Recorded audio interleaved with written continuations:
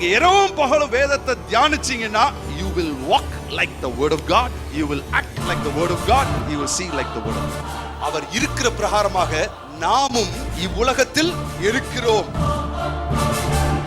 வியாதி என்னை ஜெயிக்க முடியாது, பலவீனம் என்னை ஜெயிக்க முடியாது, ஏன்னா எனக்குள் ஒரு ஜீவன் ஓடிக்கொண்டிருக்கு. That same life is inside you and inside me. You are called to be a success.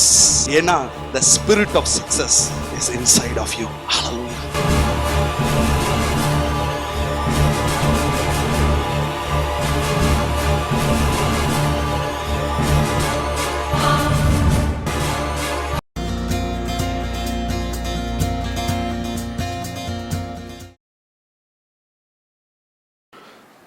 இந்த நாள் மாலை வேளையிலும் இந்த வேத பாட கூட்டங்களுக்கு வந்திருக்கிற உங்கள் யாவரையும் ஆண்டவராகிய இயேசு கிறிஸ்துவின் நாமத்தினாலே வாழ்த்தி வரவேற்கிறேன்.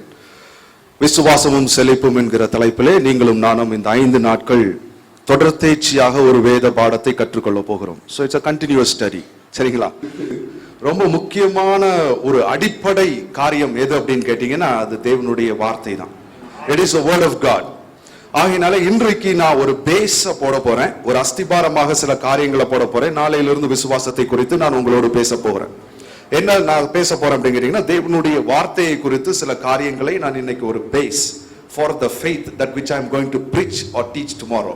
நாளைக்கு விசுவாசத்தை குறித்து பிரசங்கம் பண்ணக்கூடிய இந்த போதிக்கக்கூடிய இந்த காரியத்துக்கு தேவனுடைய வார்த்தையை குறித்து நான் இன்னைக்கு ஒரு சில காரியங்களை சொல்ல போகிறேன். வாசிப்போம் மத்தேயு எழுதின சுவிசேஷம் 14வது அதிகாரம். மத்தேயு எழுதின சுவிசேஷம் 14வது அதிகாரம் 28வது வசனம் 29வது வசனத்தை நான் வாசிக்கிறேன், கவனியுங்கள். பேதுரு அவரை நோக்கி, ஆண்டவரே, நீரே ஆனால் நான் ஜலத்தின் மேல் நடந்து உம்மிடத்தில் வர கட்டளையிடும் என்றான். அதற்கு அவர், வா என்றார். அப்பொழுது பேதுரு படவை விட்டு இறங்கி இயேசுவினிடத்தில் போக ஜலத்தின் மேல் நடந்தார். ஆமென். Something wonderful. இந்த சம்பவம் எல்லாருக்குமே தெரிந்த ஒரு சம்பவம் தான். இந்த சம்பவம் நடப்பதற்கு முன்பாக என்ன நடந்ததுன்னா, ஆண்டவராகிய இயேசு கிறிஸ்து வனாந்திரத்திலே 5000 பேரை 5 அப்பம் 2 மீனை வைத்து போஷித்தார். அவர் இந்த ஜனங்களை எல்லாம் அனுப்பிவிட்ட பின்பு தம்முடைய சீஷர்கள் அப்போஸ்தலர்களை அவர்களை பார்த்து சொல்றாரு, நீங்க அக்கறைக்கு போங்க அப்படின்னு சொல்லிட்டு அவர்களை படவிலே ஏறி அக்கறைக்கு போகும்படியாக அவர்களை அனுப்பிவிட்டார். ஏறக்குறைய ஒரு சாயங்காலம் ஆன பொழுது இயேசு கிறிஸ்து ஒரு மலையிலே தனித்து ஜெபம் பண்ணும்படியாக அவர் மலை மேலே ஏறி அங்கே தனிமையாக இருந்தார் என்று வேதம் சொல்லுகிறது. சாயங்காலம் ஆகும் பொழுது அவர் தனிமையாக மலையிலே ஜெபிக்கும் பொழுது இவர்கள் ஏற்கனவே நடுக்கடலை அடைந்து விட்டார்கள். காற்று எதிராக இருந்தபடியினாலே அவர்கள் என்னன்னா அந்த நடுக்கடலை தாண்டி போக முடியல. அவர்களுடைய படவு அலைகளினாலே அலைவுபட்டது அப்படின்னு வேதம் சொல்லுது. பாருங்க, இந்த சம்பவத்தில் அப்படிதான் நடந்திருக்கு. சாயங்காலம் நடந்த காரியம் ஏறக்குறைய முதலாம் ஜாமத்திலே 3 மணி வேளையிலே இயேசு கிறிஸ்து நடுக்கடலிலே நடந்து வருகிறார். இயேசு கிறிஸ்து நடுக்கடலிலே ஜலத்தின் மேல் நடந்து வருகிறார். அவரை பார்த்த உடனே ஏறக்குறைய 12 அப்போஸ்தலர்கள் அந்த படகிலே இருக்கிறார்கள். யார் அப்படின்னு கேட்டீங்கன்னா சாதாரண நாட்கள் இல்ல, 12 அப்போஸ்தலர்கள் அந்த படகிலே இருக்கிறார்கள். அவர்கள் இயேசு நடுக்கடலிலே ஜலத்தின் மேல் நடந்து வருகிறதை பார்த்த உடனே அவர்கள் என்ன எடுத்தோடனே கத்துறாங்க அப்படின்னு கேட்டீங்கன்னா, ஆவேசம் என்று கத்தி பயத்தினால் அலறினார்கள் அப்படின்னு போட்டிருந்தது. நான் இந்த சம்பவத்தை வாசிச்ச உடனே இட்ஸ் a faith building ஒரு சம்பவம், விசுவாசத்தை வர்த்திக்க பண்ணுகிற ஒரு சம்பவம். அதுல நான் பார்த்த ஒரு காரியம் என்னன்னா, அந்த 12 அப்போஸ்தலர்களும் ஆவேசம் என்று பயந்து அலறினார்களா. மீச வச்ச ஆம்பளை 12 பேர். யூதர்கள் பாத்தீங்கன்னா தாடி கூட வச்சிருப்பாங்க, தாடி வச்ச ஆம்பளை அப்படின்னு சொல்லலாம். மீச தாடி வச்ச ஆம்பளை பயந்து அலறினார்கள் அப்படின்னு சொன்னா சின்ன பிள்ளைங்க தான் பயந்து அலறதை பார்க்கலாம். அந்த என்ன அப்படின்னு கேட்டீங்கன்னா, this shows what they are conscious about. இவர்கள் எதை குறித்த சிந்தை உள்ளவர்களாய் எண்ணம் உள்ளவர்களாய் இருக்கிறார்கள் என்பதை இது காண்பிக்கிறது. நிறைய நேரத்தில் பாத்தீங்கன்னா the very first reaction, உங்களிடத்துல வரக்கூடிய முதல் ரியாக்ஷன் எப்படி இருக்கிறதுன்றதை வைத்து நீங்கள் எந்த சிந்தை உள்ளவர்களாய் இருக்கிறீர்கள், எந்த எண்ணம் உள்ளவர்களாய் இருக்கிறீர்கள் என்பதை கவனித்து விடலாம், கண்டுபிடிச்சிடலாம். இவர்கள் முதல் எடுத்தோட இயேசு கிறிஸ்து அவர் ஜலத்தின் மேல் நடந்து வருகிறதை கண்டு அப்படின்னு போட்டிருக்காங்க. அவர் நடந்து வருகிறதை கண்டு ஆவேசம் ஆவேசம் கத்தி பயந்து அலறுகிறார்கள். என்ன அப்படின்னு கேட்டீங்கன்னா, நான் எப்பவுமே எங்க வீட்டுல முன்னாடி மாடி வீட்டில் நாங்கள் இருந்தோம். மாடி வீட்டில் இருக்க போகும்பொழுது பார்த்தீங்கன்னா வீட்டில் பின்னாடி சமையக்கட்டு இருக்கக்கூடிய அந்த பகுதி எப்போவுமே கிச்சன் எப்பவுமே இருட்டாக தான் இருக்கும். சாப்பிட்ற நேரம் தவிர மற்ற நேரத்தை சமைக்கிற நேரம் இருட்டாக இருக்கும். பார்த்தீங்கன்னா எல்லா பிள்ளைங்களும் முன்னாடி படிச்சுட்டு இருக்கோம், இல்லை தூங்குற நேரமாக இருக்கும். பின்னாடி ஒரு பாத்திரம் திடீர்னு உருண்டு விழுந்துச்சுன்னு வச்சுக்கோங்க, உடனே இது என்னது அப்படின்வாங்க. அந்த சின்ன பிள்ளையில இருந்து அவங்களை பழக்கின ஒரு காரியம் என்ன அப்படின்னு கேட்டீங்கன்னா, இது என்னது அப்படின்னு கேட்ட உடனே சொல்ற ஒரு காரியம் என்னன்னா, தேவ தூதர்கள் ஓடி விளையாடுறாங்க, தெரியாம பாத்திரத்தை தள்ளி விட்டாங்க. The angels are running. தேவ தூதர்கள் ஓடி விளையாடுறாங்க. என்ன அப்படின்னு கேட்டீங்கன்னா, நம்ம ஊர்ல அந்த அந்த அந்த ஏன்னா நம்ம வீட்டுல நம்ம ராஜாவின் பிள்ளைகள், தேவனுடைய பிள்ளைகள் நம்ம வீட்டுல யார் தான் இருக்க முடியும்? ஏமே இந்த கான்சியஸ் நமக்கு வரணும். இதுதான் நமக்கு வரணும். நான் பாத்தீங்கன்னா இப்ப என்னுடைய தகப்பனார் கர்த்தருக்குள் நித்திரை அடைந்த பின்பு இப்ப மாடியில நாங்க படுக்கிறது கிடையாது. மாடியில படுக்கிறதுல எல்லாருமே கீழே படுக்கிறோம், என் அம்மா தனியா இருப்பாங்கன்னு சொல்லி. அதனால மாடி எல்லாம் பத்திரமா பூட்டிட்டு கீழே படுத்ததுக்கு அப்புறம் எல்லாம் கம்முன்னு அப்படி உட்காந்து தூங்கிட்டு இருக்கும் போது திரும்பி பார்த்தா மேல சத்தம் கேட்கும், ஏதோ நடக்கிற மாதிரி டடக் டடக் டடக் சவுண்ட் கேட்கும். அப்ப இந்த சின்ன பிள்ளைல இந்த பிள்ளைங்களை வளர்த்த விதத்துல எனக்கே ஒரு தைரியம் என்னன்னா, மேல ஏதாவது சத்தம் கேட்டுச்சுன்னா இப்ப நான் என்ன சொல்லிக்கிறேன்னா, எனக்கு உடனே அடுத்த ராத்திரியில தூக்கத்தை கெடுத்துட்டு போய் மாடியில யார் இருக்கா எல்லாம் பாக்குறது கிடையாது. நான் சொல்லுவேன், தேவ தூதர்கள் கொஞ்சம் மெதுவா விளையாடுங்க, ரொம்ப சத்தம் போடாம விளையாடுங்க அப்படின்னு சொல்லுவேன். ஏன்னா கர்த்தருக்கு பயப்படுகிறவர்களை சூழ கர்த்தருடைய தூதன் பாளையம் இறங்கி அவர்களை விடுவிப்பான். ஏமே கர்த்தருக்கு பயப்படுகிறவர்கள் எத்தனை பேர் இங்க இருக்கிறீங்க? உங்க வீட்டுல யார் இறங்குவான்னா, அந்த காத்து மிஸ்டர் பிளாக் இவரெல்லாம் வரமாட்டாரு. நிறைய பேருக்கு அதான் பயம். ஒரு காத்து அப்படி சலசல நடச்சிருச்சுன்னா அது ஒரு பயம். பாத்தீங்கன்னா மிஸ்டர் பிளாக்க பார்த்து பயப்படும். பயம் அதெல்லாம் இது பாருங்க, சோ கான்சியஸ். எதை பத்தி நம்ம கான்சியஸ்? இப்ப விசுவாசிகள் பாத்தீங்கன்னா நிறைய பேர் தேவனை குறித்த எண்ணம் உள்ளவர்களா இருக்கிறாங்களோ இல்லையோ, ஒரு கோயில கடந்து போயிடக்கூடாது. அங்க ஒரு இவன் நடந்து போறதே வித்தியாசமாயிரும். பாத்துறீங்களா? வராது உடனே இயேசுவின் ரத்தம் ஜெயம் சொல்லிட்டா பரவாயில்லையே, அப்படியே பாப்பான். அப்படியே அதை பார்க்கும்போது இயேசுவின் ரத்தம் பயம்னே வந்துடும். கடைசியில் இயேசுவின் ரத்தம் ஜெயம் போய் பயமாயிரும். என்ன அப்படின்னு கேட்டீங்கன்னா, they are so conscious. அவன் எவ்வளவு வல்லமை உள்ளவன், அவன் எவ்வளவு பெரிய ஆளு, அவன் என்ன பண்ணிடுவான், ஒரு அட்டாக் பண்ணிடுவான் பிரதர், அப்புறம் வீட்டுல பயங்கர பிரச்சனை பிரதர், அதனால பிரதர் அப்படி வந்துச்சு பிரதர், இப்படி வந்துருச்சு பிரதர். ஐயோ, நமக்குள்ள ஒரு பெரிய ஒரு உட்கார்ந்து இருக்கிறாரு. ஏமே he is not sleeping. அவர் உட்கார்ந்து தூங்கிட்டு இருக்கல. நம்ம இஸ்ரவேலை காக்கிற தேவன் உறங்குவதும் இல்லை, தூங்குகிறதும் இல்லை. ஹalleluya. He is inside of us. ஹalleluya. அவர் நமக்குள்ளே வாசம் பண்ணுகிறார். வாசம் பண்ணுகிறார், உயிரோட இருக்கிறார்னு அர்த்தம். ஆமென். வாசம் பண்ணுகிறார். அப்ப என்ன அப்படிங்கன்னா, we should be conscious about those things. அத குறிச்ச ஒரு எண்ணம் உள்ளவர்களாக நீங்களும் நான் எப்பொழுதுமே இருக்கணும். நான் சின்ன பிள்ளையில பாத்தீங்கன்னா, ஒரு தடவை எனக்கு சோறு ஊட்டும் பொழுது என்ன பண்ணிட்டாங்க அப்படின்னு கேட்டீங்கன்னா, அந்த நிலாவை காமிச்சு நிலாவை பார்த்து சொன்னாங்க, பாரு அந்த நிலால ஒரு பாட்டி இருக்குல்ல, அந்த பாட்டி அதாவது கிளவி இருக்குல்ல அப்படின்னாங்க. கிளவி, அந்த கிளவி தொங்கட்டாம் போட்டிருக்குல்ல, உன்னையே பாக்குது, ஒழுங்கா சாப்பிட்டுரு அப்படின்னு சொல்லி நிலாவை பார்த்து சோறு ஊட்டினாங்க. அன்னையில இருந்து பாத்தீங்கன்னா ஏறக்குறைய 4ஆம் கிளாஸ் படிக்கிற வரைக்கும் நிலாவை பார்க்கவே மாட்டேன். ஏன்னு கேட்டீங்கன்னா, அதுல ஒரு கிளவி இருக்கு, அந்த கிளவி தொங்கட்டாம் போட்டுட்டு இருக்கு. அந்த தொங்கட்டாம் போட்டு இருக்கிறது என்னையே பாக்குற மாதிரி இந்த நிலாவை பார்க்க மாட்டேன். 4ஆம் கிளாஸ் படிக்கிற வரைக்கும் நினைவு இருக்கு. ஆனா என்னோட ஃப்ரெண்டு பாத்தீங்கன்னா, அவன் கிராமத்துல இருந்து மதுரைக்கு அவங்க ஷிஃப்ட் ஆகி வந்தவங்க. அவங்க வீட்டுல 2 கிளவி இருந்துச்சு. 2 பேருமே தொங்கட்டாம் போட்டிருக்கோம். 2 பேரும் பாத்தீங்கன்னா ஒரு சின்ன உலக்கையை வச்சுக்கிட்டு வீட்டுக்கு முன்னாடி பாத்தீங்கன்னா அந்த வெத்தலைய போட்டு பார்க்கப்பட்டு டொக்கு டொக்கு ராடேவிஸ் அப்படின்னு 2 ஈரி இழுச்சுன்னா வாய் ஃபுல்லா செவேர் என்று இருக்கும், ரத்தாம்பர கலர்ல இருக்கும். அப்படியே அது சிரிக்கும் போது அவங்கள பார்த்து நான் பயப்பட்டதே இல்லை. ஆனா 4ஆம் கிளாஸ் வரைக்கும் அந்த நிலாவை பார்க்க பயப்பட்டேன். ஏன்னா சின்ன பிள்ளையில அப்படி வளர்த்துட்டாங்க. நம்ம எப்படி எப்படிங்கன்னா, சின்ன பிள்ளையில இருந்து இது உலகத்தான் தான் அப்படி வளர்க்குறாங்க, நம்ம மக்களும் அப்படி வளர்த்துறக்கூடாது. என்ன அப்படின்னு கேட்டீங்கன்னா, ஒரு இருட்டை பார்த்தோன்னே அங்க பாரு, அந்த இருட்டுக்குள்ள ஒரு பூச்சாண்டி ஒன்னே பார்த்துட்டு இருக்கான் பாரு, சாப்பிட்டு அப்படின்னு ஊட்டிடுவாங்க. அவன் எந்த காலமானாலும் வயசானாலும் அவன் நடந்து போகும்பொழுது இருட்டை பார்த்தவனே அவனுக்கு என்ன ஞாபகம் வரும் தெரியுமா? வரும், பூச்சாண்டி ஒண்ணு இருக்கு அந்த இருட்டுக்குள்ள, அது நம்மளையே பார்த்துட்டு இருக்கு.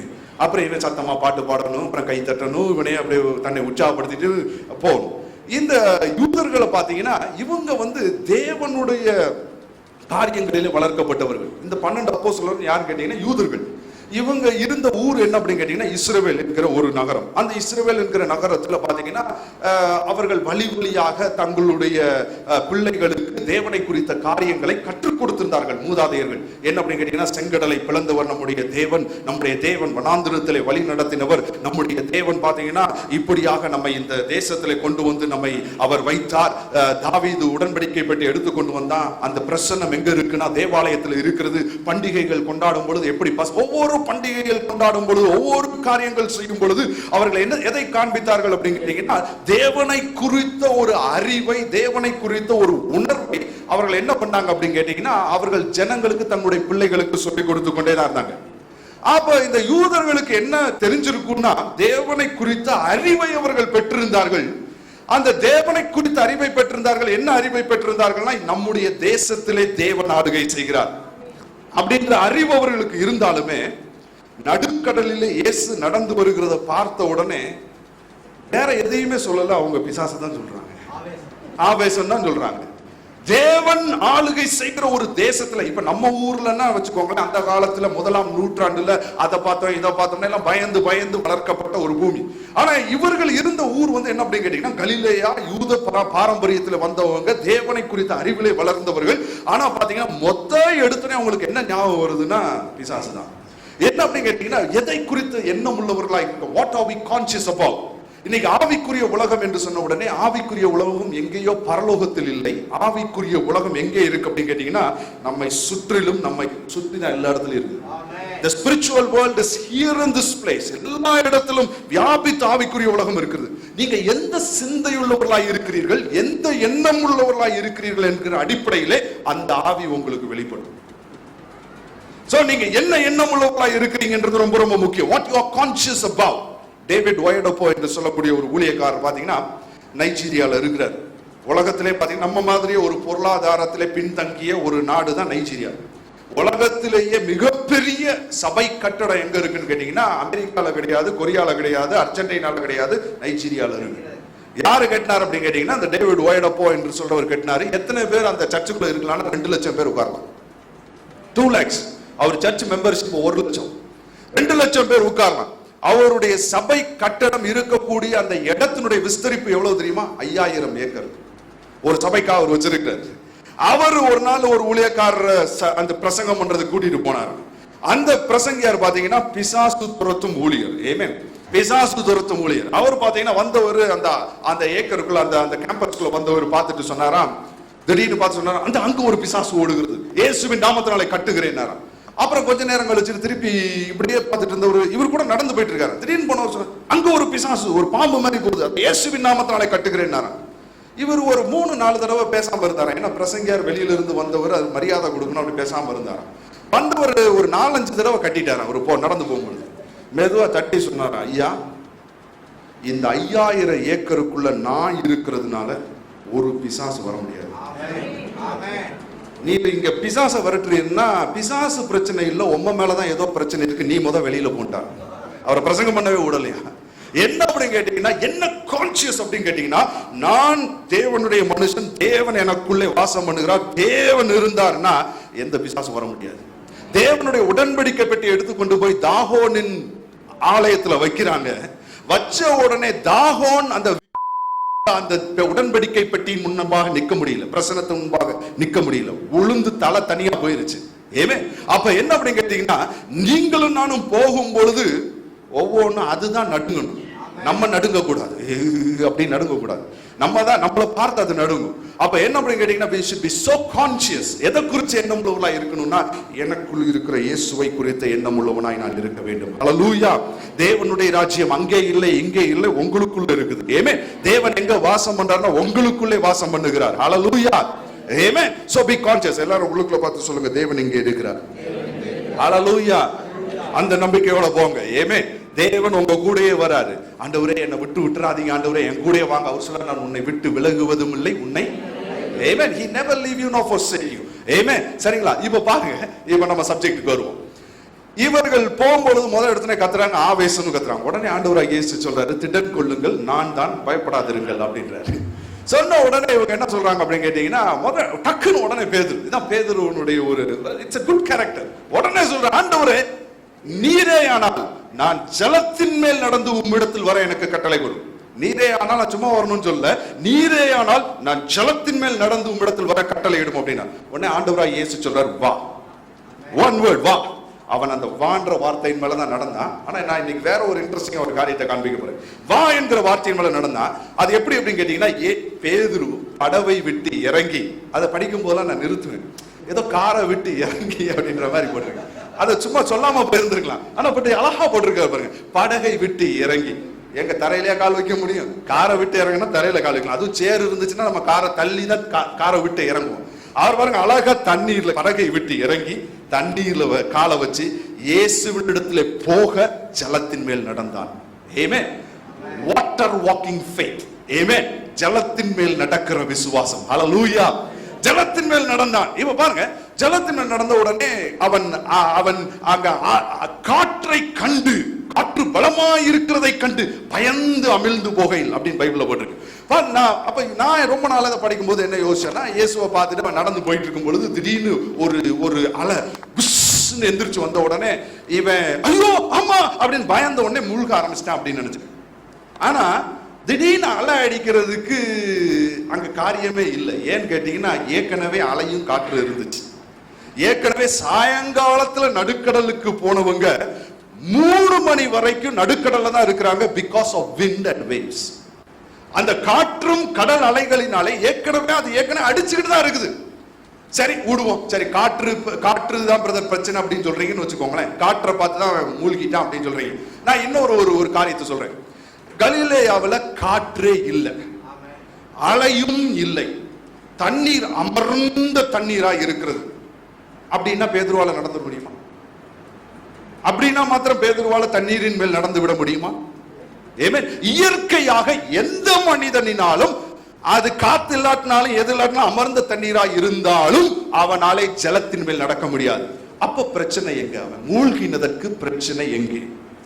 அவன் காற்றை கண்டு மூழ்கினான் அப்படின்னு சொல்றோம். காற்று பிரச்சனை கிடையாது. அவன் மூழ்கினதற்கான காரணம் என்னன்னு கேட்டீங்கன்னா, காற்றை அவன் பார்ப்பதற்கு முன்பாக இயேசுவின் மேல் வைத்திருந்த கண்களை அவன் எடுத்தான். He took his eyes away from Jesus. Amen. அதுதான் காரியம். இன்னைக்கு நம்ம இயேசுவை பார்த்தோம்னா நான் சொல்றேன், you can overcome and you can walk on the water. ஆமென். நீங்க இயேசுவை பார்த்தீங்கன்னா நீங்க என்ன பண்ணலாம் அப்படின்னா, நீங்கள் இயற்கையின் நியதிகளை மேற்கொண்டு நீங்கள் ஜலத்தின் மேல் நடக்க முடியும். ஆமென். ஹல்லேலூயா. இப்போ ஒரு கேள்வி, நான் இயேசுவை போய் எங்க பிரதர் பார்க்கிறது? இயேசுவை எங்க போய் பார்க்கிறது? இயேசு கிறிஸ்து பிதாவின் வலது பாரிசத்திலே அவர் பரிந்து பேசிக் கொண்டிருக்கிறாரே. Where can I? நான் இயேசுவை பார்த்தனா நிச்சயமா நடப்பேன் பிரதர். ஒருவேளை இயேசு இங்க இருந்தானே என் விசுவாசம் நல்லா இருக்கும் பிரதர். ஆனா இயேசு இப்ப இங்க இல்லையே, நான் எங்க போய் இயேசுவை பார்க்கிறது? இதான் எல்லாரோட கேள்வி. ஏன்னா ஒரு பரலோகத்தில் இருக்கிறார். இறங்கி வாரும் ஆண்டவரேன்னு சொன்னாலும் அவர் இறங்கி வரப்போறது கிடையாது. அவர் அங்கதான் இருக்க போறாரு. ஏன்னா அவர் எல்லாத்த காட்டிலும் முக்கியமான ஒரு வேலையை செஞ்சிட்டு இருக்கிறாரு. பரிந்து பேசிக் கொண்டு இருக்கிறார். 24 மணி நேரமும் he is interceding for the whole mankind. Amen. அந்த ஒரு மனுஷன், திறப்பில் நிற்கிற ஒரு மனுஷன் அவர் தான் நின்று கொண்டு இருக்கிறார்.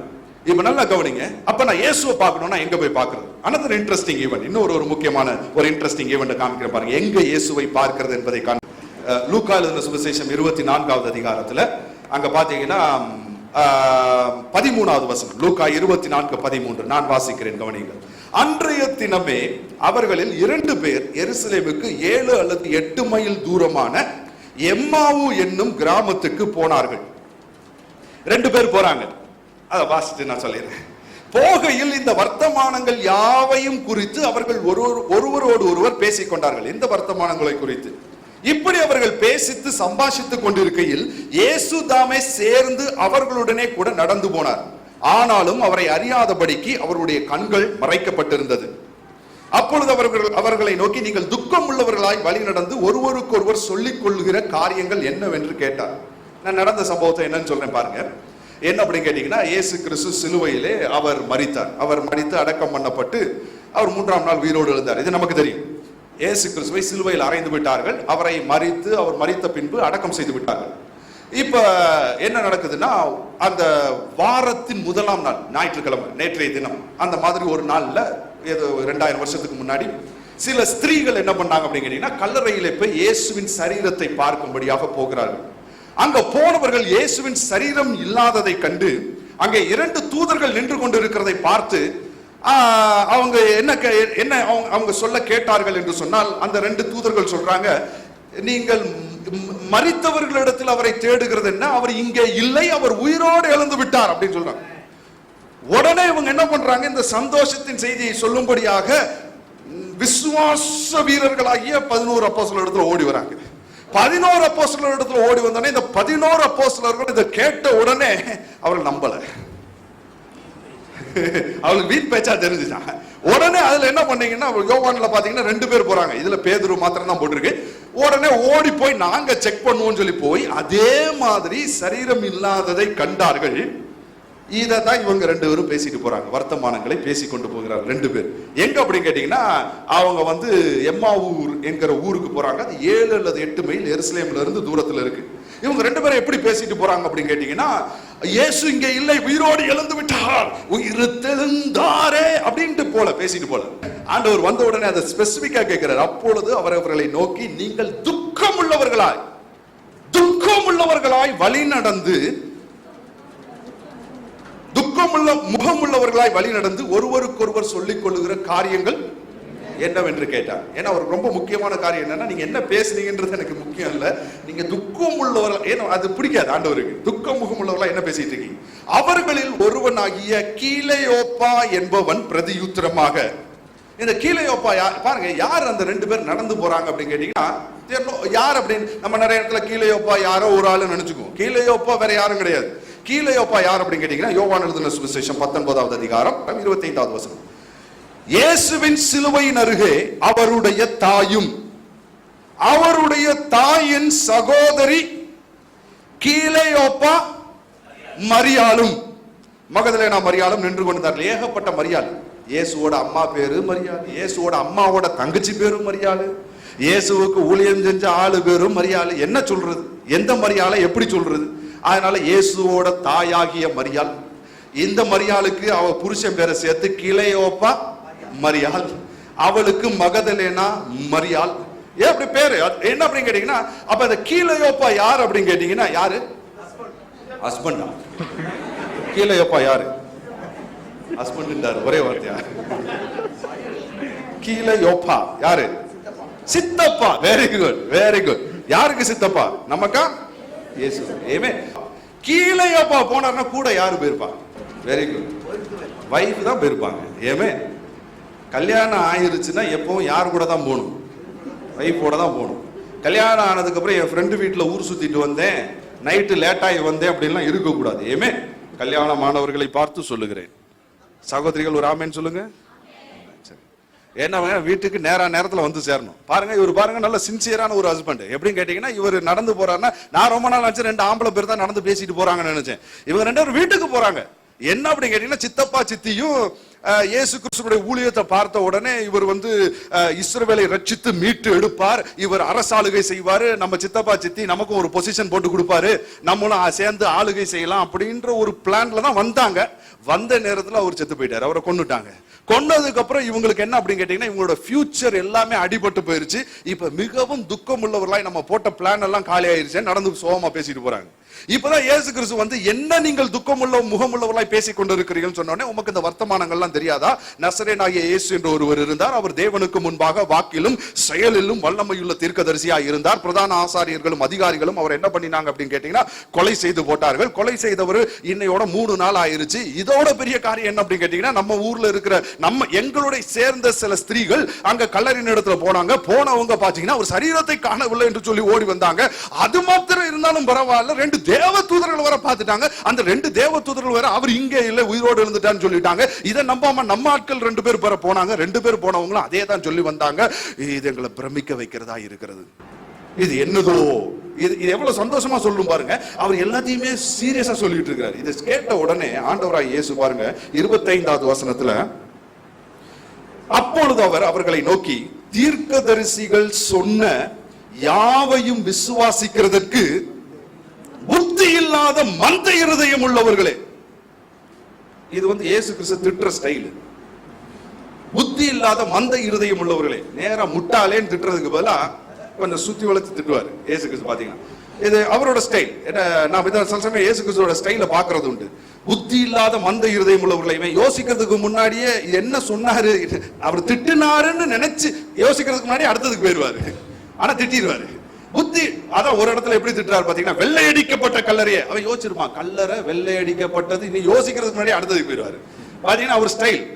யோவான் ஸ்நானகனோட ஸ்டைல் என்ன அப்படின்னு கேட்டீங்கன்னா, விரியன் பாம்பு குட்டிகளே. விரியன் பாம்புன்னு திட்ட மாட்டார், விரியன் பாம்பு குட்டிகளே. விரியன் பாம்புக்கு குட்டி எப்படி இருக்கும்னு யோசிக்கிறதுக்கு அடுத்ததுக்கு போயிடலாம். முட்டாளே திட்டா நீங்க யோசிச்சு அடிக்க வந்துருவீங்க. அதுக்கு முன்னாடி பாருங்க ஒரு ஸ்டைல், டிஃபரண்ட் ஸ்டைல் பாருங்க. எப்படி திட்டாரு பாருங்க. அவர் கோவம், ஏன்டா இப்படி முட்டாப்பல இருக்கிறீங்க, என்ன செய்யணும்ன்றது உனக்கு தெரியாதா? புத்தி இல்லாத மந்த இருதயம் உள்ளவர்களே. இங்கிலீஷ்ல போட்டிருக்கு ஓ ஃபூலிஷ் ஒன்ஸ்னே போட்டிருக்கு. slow of heart to understand, slow of heart to understand அப்படின்னு போட்டிருக்கு. foolish ones, முட்டாளேன்னா போட்டிருக்கு. அப்ப என்ன பண்ண, புத்தி இல்லாத மந்த இருதயம் உள்ளவர்களே, கிறிஸ்து இவ்விதமாய் பாடுபடவும் தமது மகிமையில் பிரவேசிக்கவும் வேண்டியதில்லையா என்று சொல்லி, this is something wonderful. மோசே முதலிய சகல தீர்க்கதரிசிகளும் எழுதின வேத வாக்கியங்கள் எல்லாவற்றிலும் தம்மை குறித்து சொல்லியவைகளை அவர்களுக்கு விவரித்து சொன்னார். Amen. Something wonderful. This is very very important. மோசே முதலிய சகல தீர்க்கதரிசிகள் சொல்லிய வேத வாக்கியங்கள் எல்லாவற்றிலும் தம்மை குறித்து சொன்னவைகளை அவர்களுக்கு விவரித்து சொன்னார். ஒரே ஒரு காரியம் நிறுத்தி, ஒரே ஒரு காரியம், just listen to me, நல்லா கவனிங்க. இவர்கள் நம்பல, இயேசு உயிர்த்தெழுந்ததை நம்பல. அப்படி சோர்ந்து நடந்து வந்து இருக்கிறவர்களுக்கு இயேசு முன்பாக தோன்றி,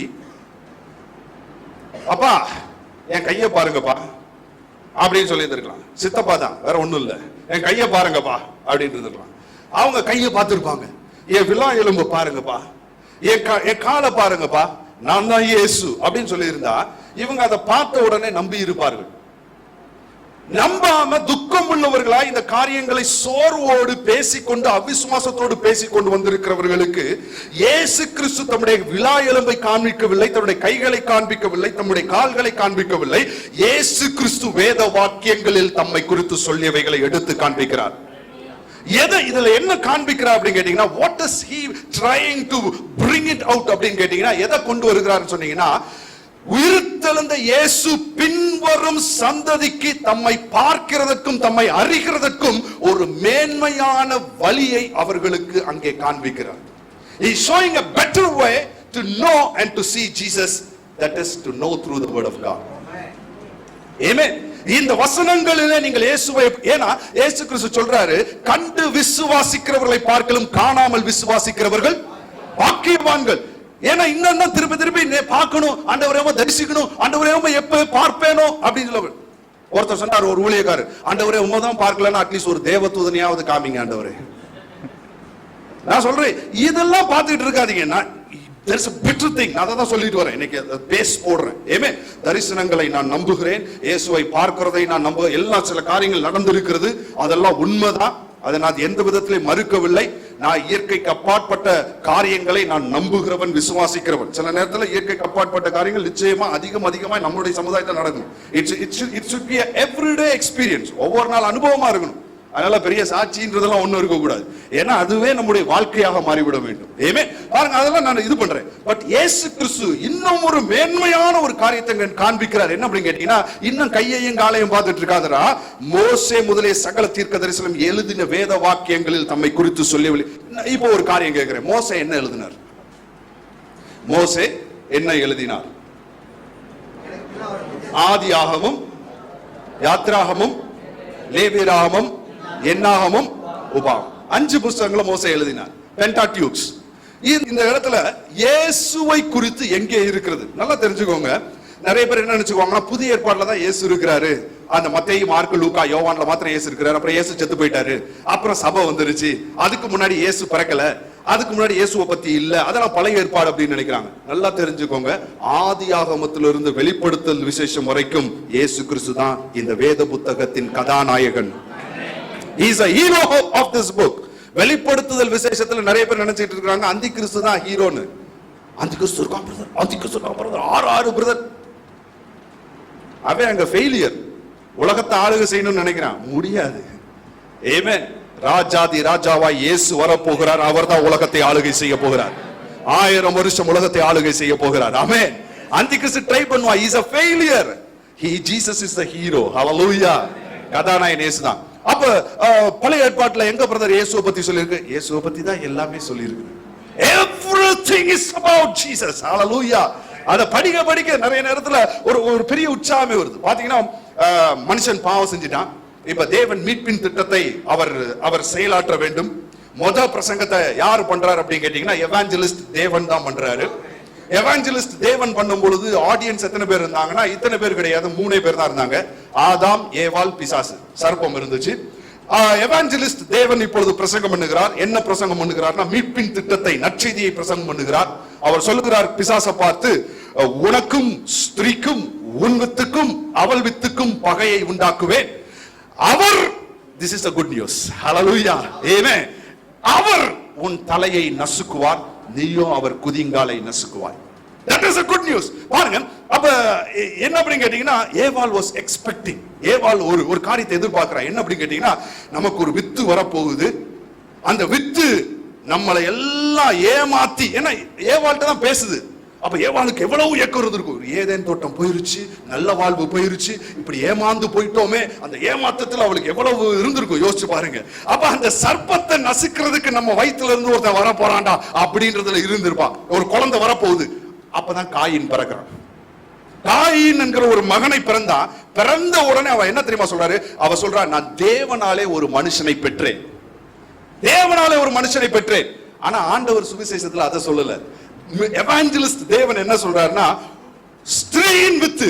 ஆமென். it is a seed of a woman. பெண்ணுக்கு வித்து கிடையாது, வித்து ஆணிடத்தில் இருக்கிறது. அப்ப பெண்ணுடைய வித்திலே எப்படி ஒரு குழந்தை பிறக்க முடியும்? இது சயின்டிபிக்கா it's a question mark. it can never happen. it's an impossibility. அவளுக்கு அது தெரியல. அவன் என்ன நினைச்சிட்டா, அந்த வசனத்துல பாத்தீங்கன்னா ஆதாம் ஏவாளை அறிந்தான். அப்ப ஏவாள் ஒரு குமாரனை பெற்றெடுத்தால் அவனுக்கு காயின் என்று பெயரிட்டு அவங்க என்ன பண்றாங்கன்னா தேவனாலே ஒரு மனுஷனை, பிள்ளையை பெற்றெடுத்தேன்னு சொல்லல, ஒரு மனுஷனை பெற்றெடுத்து. ஏன்னா அவன் எதிர்பார்த்தது அதுதான். ஆனா தேவன் சொன்ன குமாரன் அவர் கிடையாது. ஹல்லேலூயா. ஸ்திரீயின் வித்து. அப்ப அந்த ஸ்திரீ யார் என்பதை ஏசாயா 7:14 மிக தெளிவாக சொல்லுகிறார். இதோ ஒரு கன்னிகை கர்ப்பவதியாகி. ஏன்னா ஸ்திரீயின் வித்து மாத்திரம் தான் இருக்கணும், ஆணுடைய வித்து அதிலே கலக்காது. பரிசுத்த ஆவியானவர் நிழலிடும் பொழுது பாருங்க, ஒரு கன்னியாகிய இதோ ஒரு கன்னிகை கர்ப்பவதியாகி ஒரு குமாரனை பெறுவாள். அவருக்கு இம்மானுவேல் என்று பெயரிடுவார்கள். மரியாள் மேல் பரிசுத்த ஆவியானவர் அசைவாடினார். ஒரு குழந்தை பிறந்தது, அவர் பெயர் இயேசு. ஹல்லேலூயா. அந்த வித்துக்காக தான் ஹோல் பைபிளையும் தேவன் டியூன் பண்ணிட்டே வர்றார். முழு உலகமும் பாவம் செய்து எல்லாமே கேடாக இருக்கும் பொழுது தேவன் பார்க்கிறாரு, ரொம்ப பொல்லாப்பு நிறைஞ்சு போச்சு, முழு உலகத்தை அழிக்கணும்னு சொல்லும் பொழுது ஒரு வித்து வரணும். அப்போ ஒரு மனுஷன் தேவை, ஒரு ஸ்திரீ தேவை. அப்ப தேவன் என்ன பண்றாரா, 8 பேரை காப்பாற்றுகிறார். நோவாவை ஸ்ட்ரீம்லைன் பண்ணுகிறார். நோவுக்கு பின்பாக தேவன் ஷேம் காம் யாப்பேத்திலே ஷேமை தெரிந்து கொள்கிறார். ஷேமின் வழியிலே வரக்கூடிய ஆபிரகாமை ஊர் தேசத்திலிருந்து கொண்டு வந்து ஆபிரகாமின் வழியிலே அந்த வித்து வரும் என்று சொல்லுகிறார். ஆபிரகாமுக்கு பின்பாக ஈசாக்கை தெரிந்து கொள்கிறார், இஸ்மவேலை தள்ளிவிடுகிறார். ஈசாக்குக்கு பின்பாக ஏசாவை தள்ளிவிடுகிறார், யாக்கோபை அவர் தெரிந்து கொள்கிறார். யாக்கோபுக்கு பின்பாக 12 கோத்திரங்கள் வருகிறது. 12 கோத்திரங்களிலே தேவன் யூதாவை தெரிந்து கொள்கிறார். சமாதான கர்த்தர் வருமளவும் செங்கோல் யூதாவை விட்டு நீங்குவதில்லை அப்படின்னு சொன்னார். பாருங்க, யூதாவை தெரிந்து கொள்கிறார். யூதாவின் வழியிலே வரும் பொழுது தாவீதை தெரிந்து கொள்கிறார். தாவீதின் வழியிலே அவர் ஆண்டவராகிய இயேசுவை, அந்த வித்து தான். everything is concerned about. பாருங்க, நான் என்ன அப்படின்னு கேட்டீங்கன்னா, இந்த மத்தேயுல படிக்கும் பொழுது அந்த மத்தேயுல படிப்பேன் ஜீனியாலஜி. அபியா ஆசாவை பெற்றான், ஆசா யோசபாத்தை பெற்றான். எவனை பத்தா எனக்கு என்னையா படிக்கும் போதே எனக்கு தோணும், இந்த அபியா யாருன்னு தெரியாது, எனக்கு ஆஷாவை வேணா தெரியும், ஆசாவை தெரியாது. நோக்கியால ஆஷான்னு ஒண்ணு போட்டிருக்கான் இப்ப புதுசா, அந்த ஆஷாவை வேணா தெரியும். நோக்கியா ஆஷா, நோக்கியா ஆஷான்னு இருக்கான். எனக்கு இந்த ஆசாவை தெரியாது.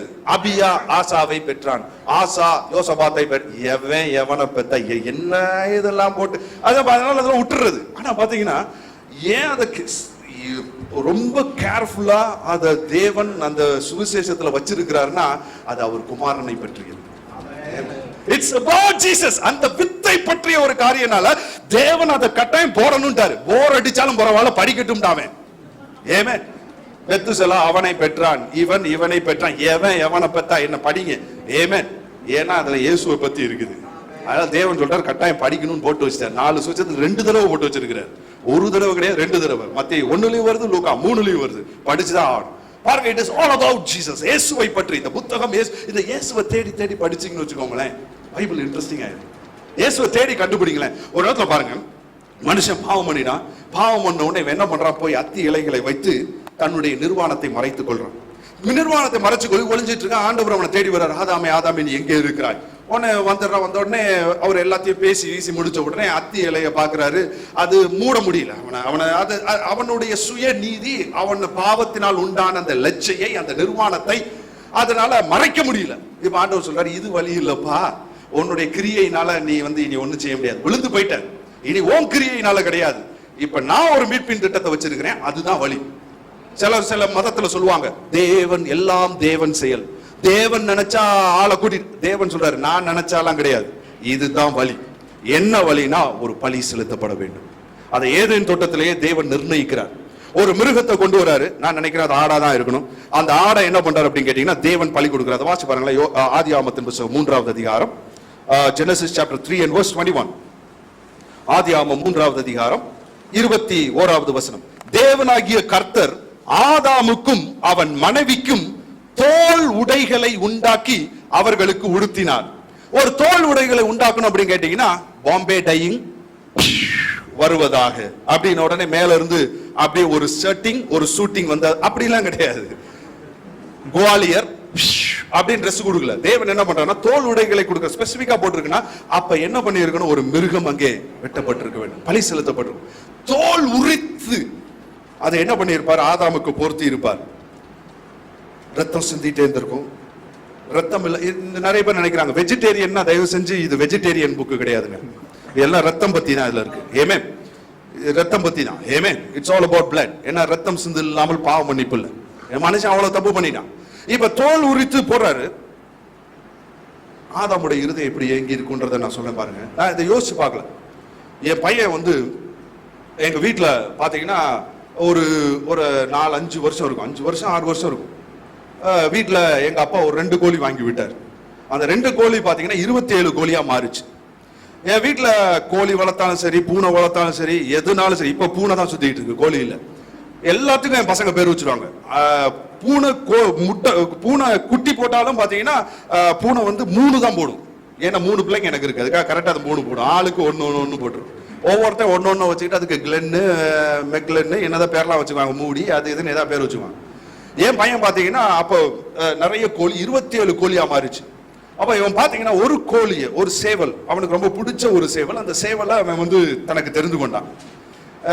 அதை ரொம்ப அவன் பிரியமா வச்சுட்டு இருந்தான். பிரியமா வச்சுனா டெய்லி சாயந்தரம் வந்த உடனே அதுக்கு கீரையெல்லாம் நறுக்கி போடுவான். அது அவன் வந்த உடனே நாய் தவிர மாதிரி தவி அவன் கையில வாங்கும்.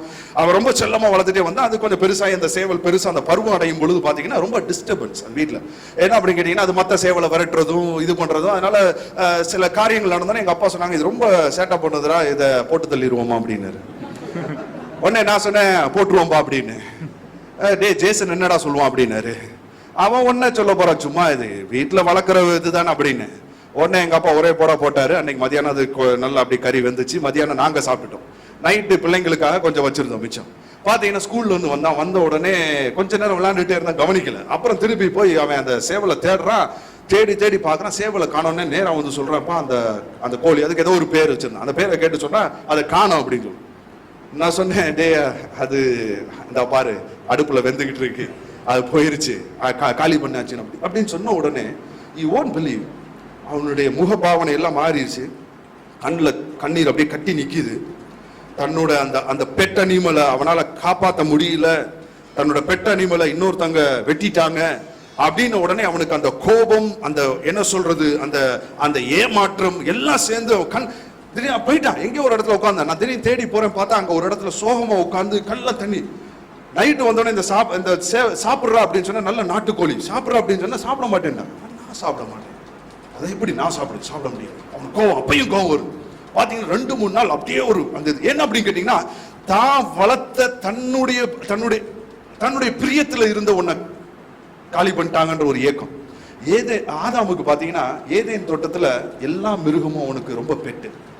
ஏன்னு கேட்டீங்கன்னா மனுஷன் தனிமையா இருப்பது நல்லதல்ல என்று சொல்லி முதல்ல ஏவாளை கொண்டு வந்து விடல. தேவன் பூமியின் மண்ணினாலே மிருகங்களையும் பறவைகளையும் உண்டாக்கி மனுஷனுக்கு எதை கொண்டு வந்து கொடுக்கிறாருன்னா மிருகத்தையும் பறவையும் தான் கொண்டு வந்து விடுறாரு. மனுஷன் என்ன பெயரிட்டானோ அந்த பெயர் அதற்கு உண்டாயிற்று. அவன் தான் ஒன்னொன்னையும் சொல்லி கூப்பிடுறான். டிம், டாம் அப்படின்னு சொல்லி கூப்பிடல. சிங்கம், புலி, பூனை, நாய், அவன் சொல்ல சொல்ல அவைகள் அப்படி ஆயிற்று. It became அதுவும் ஆயிற்று. அப்ப அவனுக்கு ஒவ்வொன்றும் பெயராய் அறிந்திருந்தான். பெயர் சொல்லி அவன் அழைத்திருந்தான். அவைகளை அவன் நேசித்திருந்தான். அந்த ஆட்டுக்குட்டி அவன் தோல் மேல ஏறி அது அப்படியே விளையாண்டு இருக்கும். டெய்லி காலில் வந்திருக்கும் பெட்டா. ஆனா இன்னைக்கு என்ன அப்படின்னு கேட்டீங்கன்னா, இவனுடைய நிர்வாணத்தை மறைக்கும்படியாக, பாவத்தின் நிமித்தமாக அவனுடைய இருதயம் நொறுங்கும்படியாக ஒரு மரணம் சம்பவித்தது. முதல் முறையா மரணத்தை பார்க்கிறான். ஒரு பலி அங்கே ஏற்படுத்தப்பட்டது, ரத்தம் சிந்தப்பட்டது, தோல் உரிக்கப்பட்டது. அந்த அவனுடைய செல்ல பிராணியினாலே அவனுடைய நிர்வாணம் மறைக்கப்பட்டது. அவனுடைய இருதயம் நொறுங்கி இருக்கு. ஆண்டவர் சொல்லியிருப்பாரு, ஓ இருதயம் இன்னைக்கு நொறுங்குதுப்பா, 4000 வருஷம் கழிச்சு நான் என்னுடைய செல்ல பிள்ளைய நான் உனக்காக கொடுக்க போறேன். உலகத்தின் பாவத்தை சுமந்து தீர்க்கிற தேவாட்டுக்குட்டியாக நான் கொடுக்க போறேன் ஆண்டவர் சொல்லியிருப்பாரு. பாருங்க, இயேசு கிறிஸ்து ரட்சிப்பின் வஸ்திரத்தை நம்ம மேல போத்தி இருக்கிறார். நீதியின் சால்வையை நம்ம மேல போத்தி இருக்கிறார். இது என்ன அப்படின்னு கேட்டீங்கன்னா, இட்ஸ் a clothing. பாவத்தின் நிமித்தமாய் வந்ததற்கு தேவன் செய்த ஒரு மீட்பின் திட்டம். இதை நீங்க எங்க பார்க்கலாம் அப்படின்னு கேட்டீங்கன்னா, ஒரே ஒரு நிறைய நமக்கு பார்க்கறதுக்கு நேரம் இல்லை. ஒரே ஒரு அந்த ஒரு பலியை குறித்து நான் காண்பித்து அதுல எப்படி போட்டிருக்கின்றதை காமிக்கிறேன். லேவியராகமம் 1வது அதிகாரம். லேவியராகமம் 1வது அதிகாரம். அதுல பாத்தீங்கன்னா தெரியும், it is all about Jesus. பாத்தீங்கன்னா எல்லாமே இயேசுவை பத்தி உள்ள ஒரு காரியம் தான். 1வது அதிகாரம் 6வது வசனம். பின்பு அவன் அந்த சர்வாங்க தகன பலியை தோல் உரித்து, ஆமென், he has to peel the skin off. அவன் தோல் உரித்து. ஏன் தேவன் இதெல்லாம் ஸ்பெசிபிக்கா சொல்றார் அப்படின்னு கேட்டீங்கன்னா, அந்த தோல் தான் உங்களுடைய நிர்வாணத்தை மறைக்க போகிறது, பாவத்தினால் வந்த இலைச்சியை மறைக்க போகிறது, தேவனுக்கு முன்பாக உங்களை சரிசமமாய் நிற்க வைக்க போகிறது. ஆமென். இன்னைக்கு இயேசு கிறிஸ்து அவர் சின்னாபின்னமாக்கப்பட்டார், அவர் அடிக்கப்பட்டார், அவர் காயப்படுத்தப்பட்டார், அவர் நொறுக்கப்பட்டார், அவருடைய ரத்தம் சிந்தப்பட்டது. இயேசுவின் மேல் இருந்த அந்த சாயலை இப்ப தேவன் என்ன பண்ணிட்டார்னா நம்ம மேல் போர்த்தி விட்டார். இன்னைக்கு தேவன் பார்க்கும் பொழுது அவர் நம்மை பார்ப்பதில்லை, இயேசுவின் மூலமாக நம்மை பார்க்கிறார். ஹல்லேலூயா. ஒரு மீட்பின் திட்டத்தை அவர் செய்து வைத்திருக்கிறார். பாருங்க, அந்த தோல் உரித்து. அப்ப ஒவ்வொரு பலிகளையும் நீங்க படிச்சீங்கன்னா, உட்கார்ந்து படிச்சீங்கன்னா இயேசுவை பாருங்க. Where is Jesus? இயேசு எங்கே இருக்கிறார்? இயேசு எங்கே இருக்கிறார்? பாருங்க, எல்லா பலிகள் ஏன்னா லேவியராகமம் படிக்கும்போது வேக வேகமா போயிடும். But look at Jesus. இயேசுவை குறித்து ஒவ்வொரு பலியிலையும் போட்டிருக்கு. தகன பலி, சர்வாங்க தகன பலியில அங்க பாவ நிவாரண பலி, குற்ற நிவாரண பலி, அங்க பாத்தீங்கன்னா பான பலி, அங்கே போஜன பலி, எல்லா பலியும் இருக்கு. எல்லா சமாதான பலி, எல்லா பலியிலையும் பாத்தீங்கன்னா இயேசுவை குறித்து அங்கே சொல்லப்பட்டு இருக்குது. You can find Jesus. இயேசுனுடைய அந்த பலியையும் இந்த அந்த பழைய ஏற்பாட்டு பலிகளை ஒப்பிட்டு பாத்தீங்கன்னா ஒவ்வொன்று கல்வாரி சிலுவையில நிஜமாக மாற்றப்பட்டு இருக்கிறதை பார்க்கலாம். ஒரே ஒரு சின்ன ஒரு இது காமிக்கிறேன். பழைய ஏற்பாட்டுல சரி, லேவியராகமத்துல காமிச்சிட்டேன், உங்களுக்கு ஆதியாகமத்துல காமிச்சிட்டேன். என்னாகமத்துல பாத்தீங்கன்னா, என்னாகமத்துல எல்லாம் பாத்தீங்கன்னா இதுதான் அந்த இஸ்ரவேல் ஜனங்கள் அங்கே பாளையம் இறங்கின ஒரு பிக்சரை நான் போட்டிருக்கிறேன். இஸ்ரவேல் ஜனங்கள் பாளையம் இறங்கினாங்க. அவங்க வனாந்திரத்திலே தேவன் அவர்கள் பாளையம் இறங்கும் பொழுது எப்படி பாளையம் இறங்கணும்ன்றது தேவன் சிஸ்டமேட்டிக்கா சில காரியங்களை வச்சிருந்தார். சும்மாலாம் பாளையம் இறங்க கூடாது. அவங்க எப்படி பாளையம் இறங்கணும் பாத்தீங்கன்னா, கிழக்கு பகுதியிலே யூதாவின் தலைமையிலே இசாக்கார் செபுலன் இருந்தார்கள்.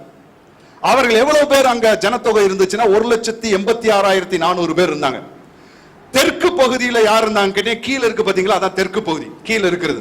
அங்க ரூபன் தலைமையிலே சிமியோன், காத் இருந்தார்கள். அவர்கள் எவ்வளவு பேர் மொத்த ஜனத்தொகைன்னு கேட்டீங்கன்னா 1,51,400 பேர்.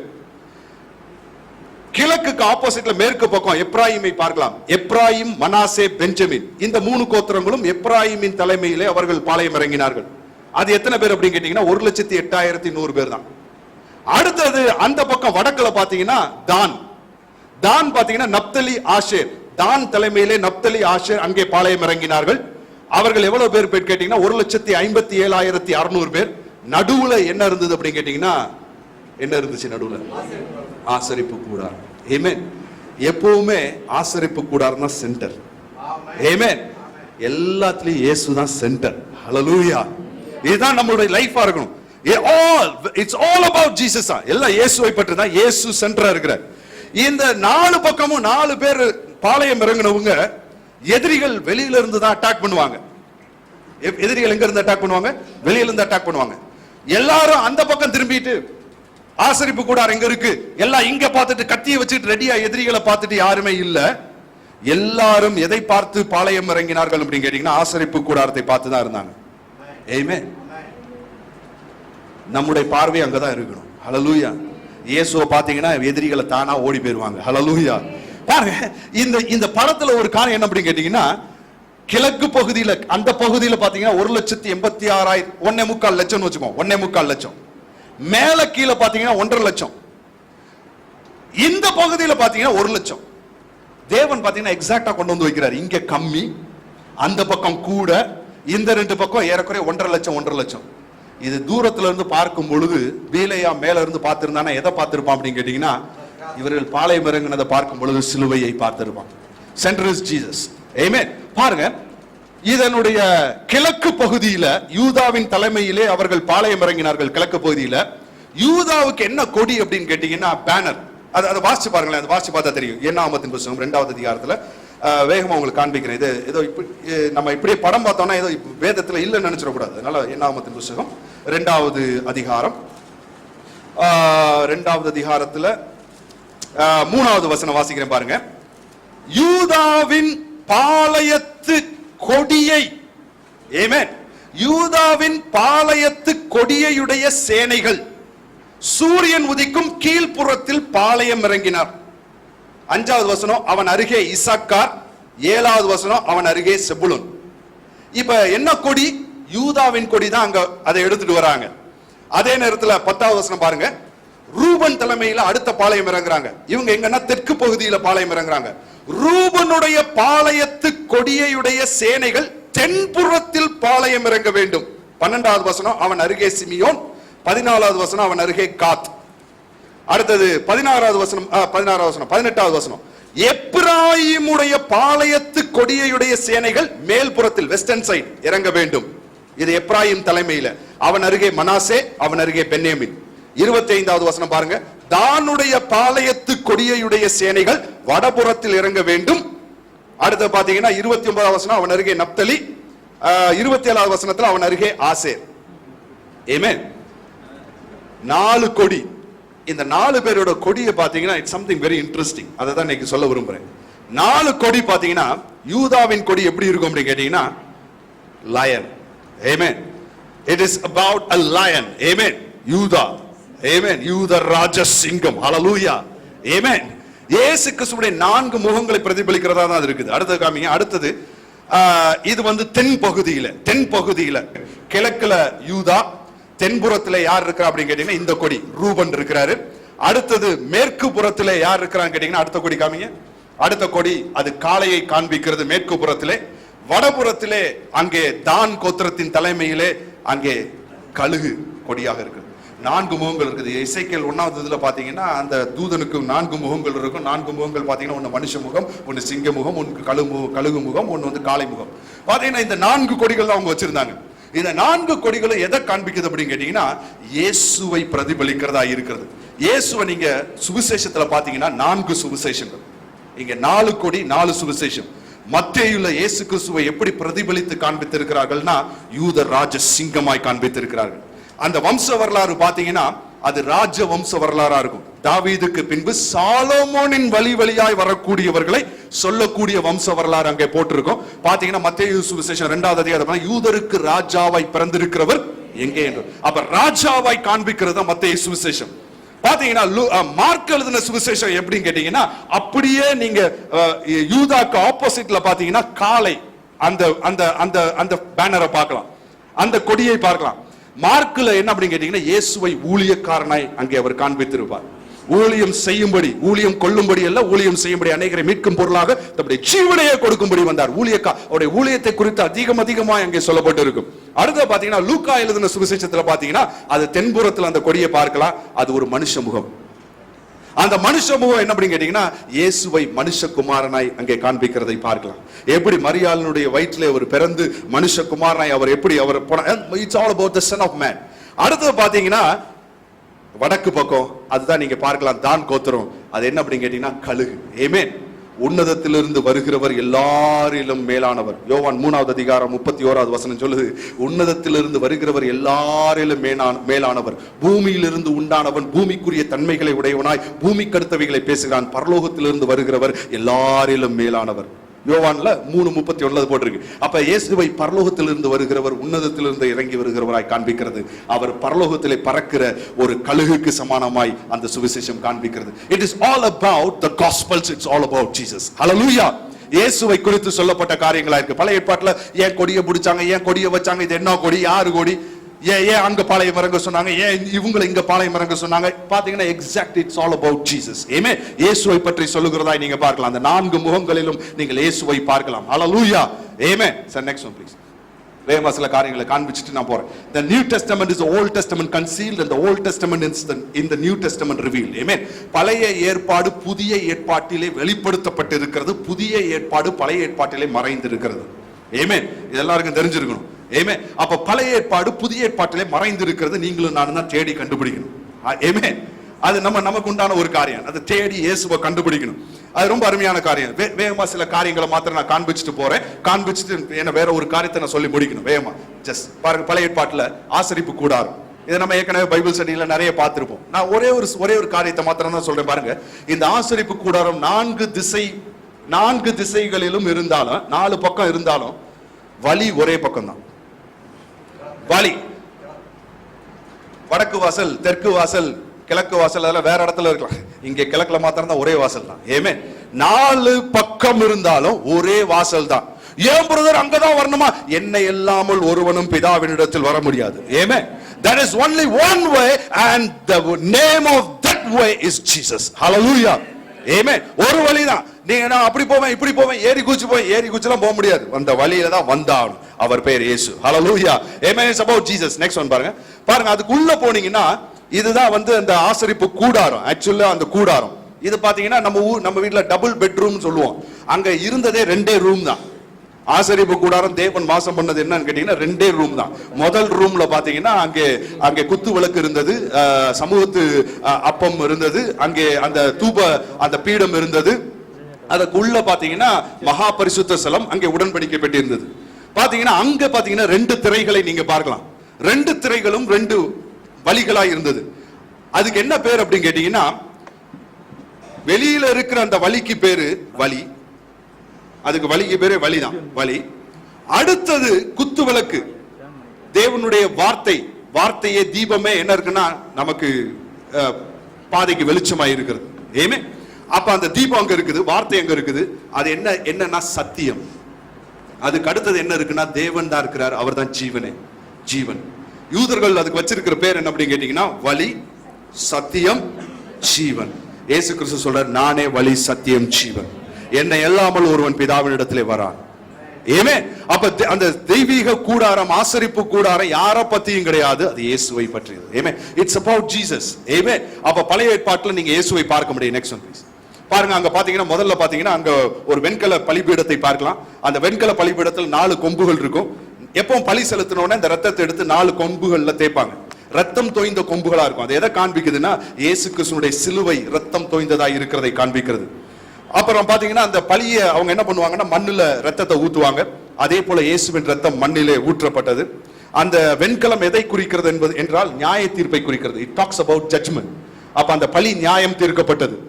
இன்னைக்கு நான் வந்தவன், உள்ளுக்குள்ள வந்தவன், இதெல்லாம் கடந்து நான் வரமாட்டேன், நான் வேற வழியா போறேன் அப்படின்னு சுத்தி போக முடியாது. வர்ற ஆளு அது வழியா அந்த பலியினூடாகத்தான் உள்ளே வர முடியும். ஆமென். You have to come through the sacrifice of Jesus. Hallelujah.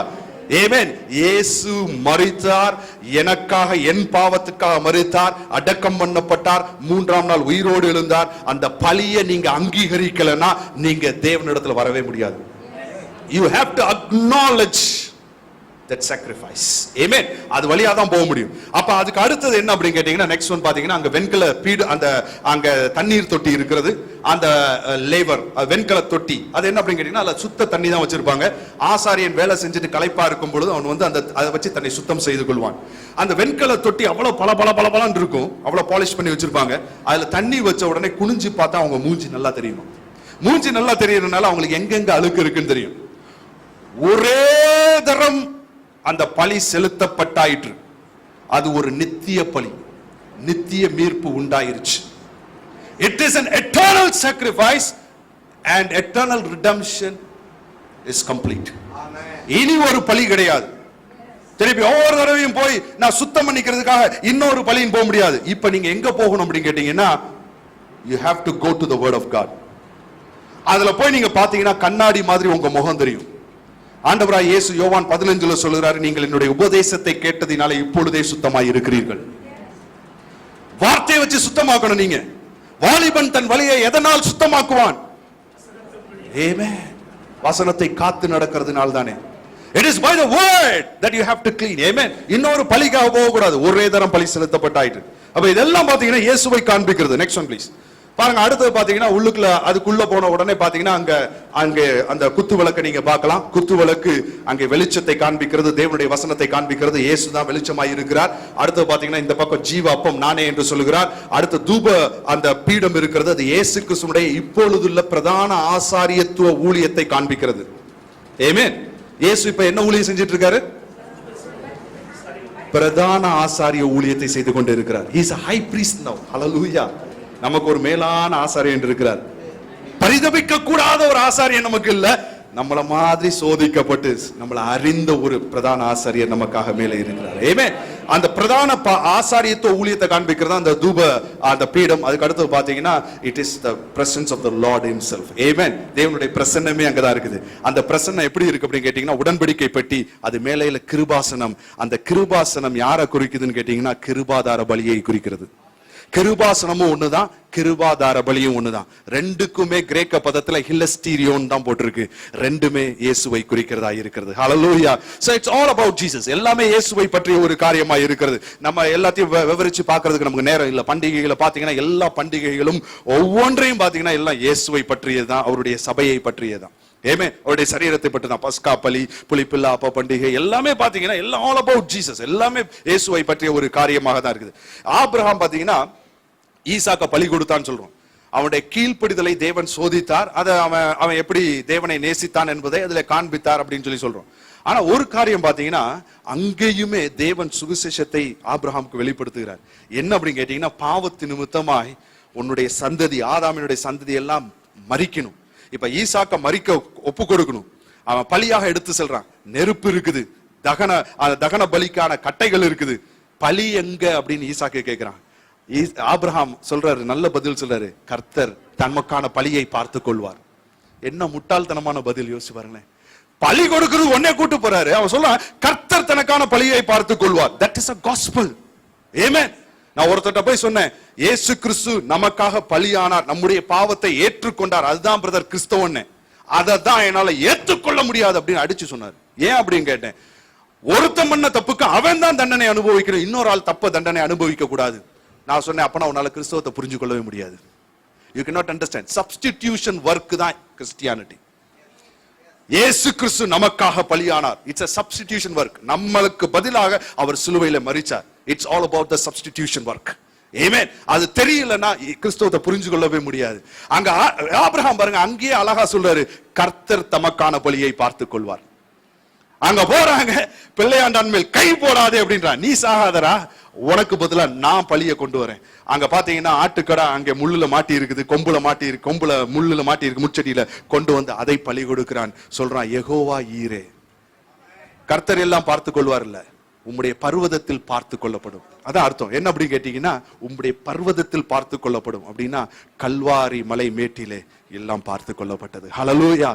அந்த sacrifice is done. ஹalleluya. மனுக்குலத்தை மீட்டெடுக்கிறதான மேலான ஒரு பலி இயேசு பலியானார். ஆபிரகாம் அங்கதான் அந்த சுவிசேஷம் தான் அங்க வெளிப்படுத்தப்பட்டது. ஏன்னா இயேசுவை பத்தி தான் அவருக்கு சொல்லணும்னு ரொம்ப ஆசை. இப்ப வாங்க, அப்ப மோசே முதலான இப்ப அதை தான் விளக்கி சொல்லிட்டு இருக்கிறேன். இப்ப இவ்வளவு நேரம் நம்ம விளக்குனது லூக்கா எழுதின சுவிசேஷம் 24வது அதிகாரத்துக்கு வாங்க.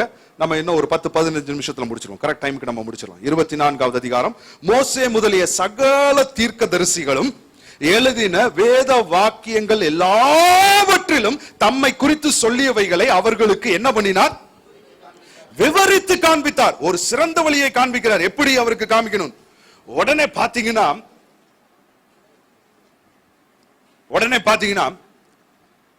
7 அல்ல 8 மைல் நடந்து போயிருக்காங்க. எப்படின்னா சோர்ந்து போய் சித்தப்பா சித்தி நடந்து போயிருக்கிறாங்க. போனவங்களுக்கு இயேசு இந்த வார்த்தைகளை விளங்க காட்டின உடனே வீட்டுல போய் நிம்மதியா படுத்து தூங்கலாம். ஏற்கனவே சாயங்காலம் ஆகி போச்சு, டைம் ஆகி போச்சு, இருட்டாயிருச்சு. போய் படுத்து தூங்கலாம் நினைச்சவங்க இந்த வசனத்தை கேட்ட உடனே திரும்பி என்ன பண்றாங்க? எருசலேமுக்கு நடந்து வராங்க. எத்தனை மைல்?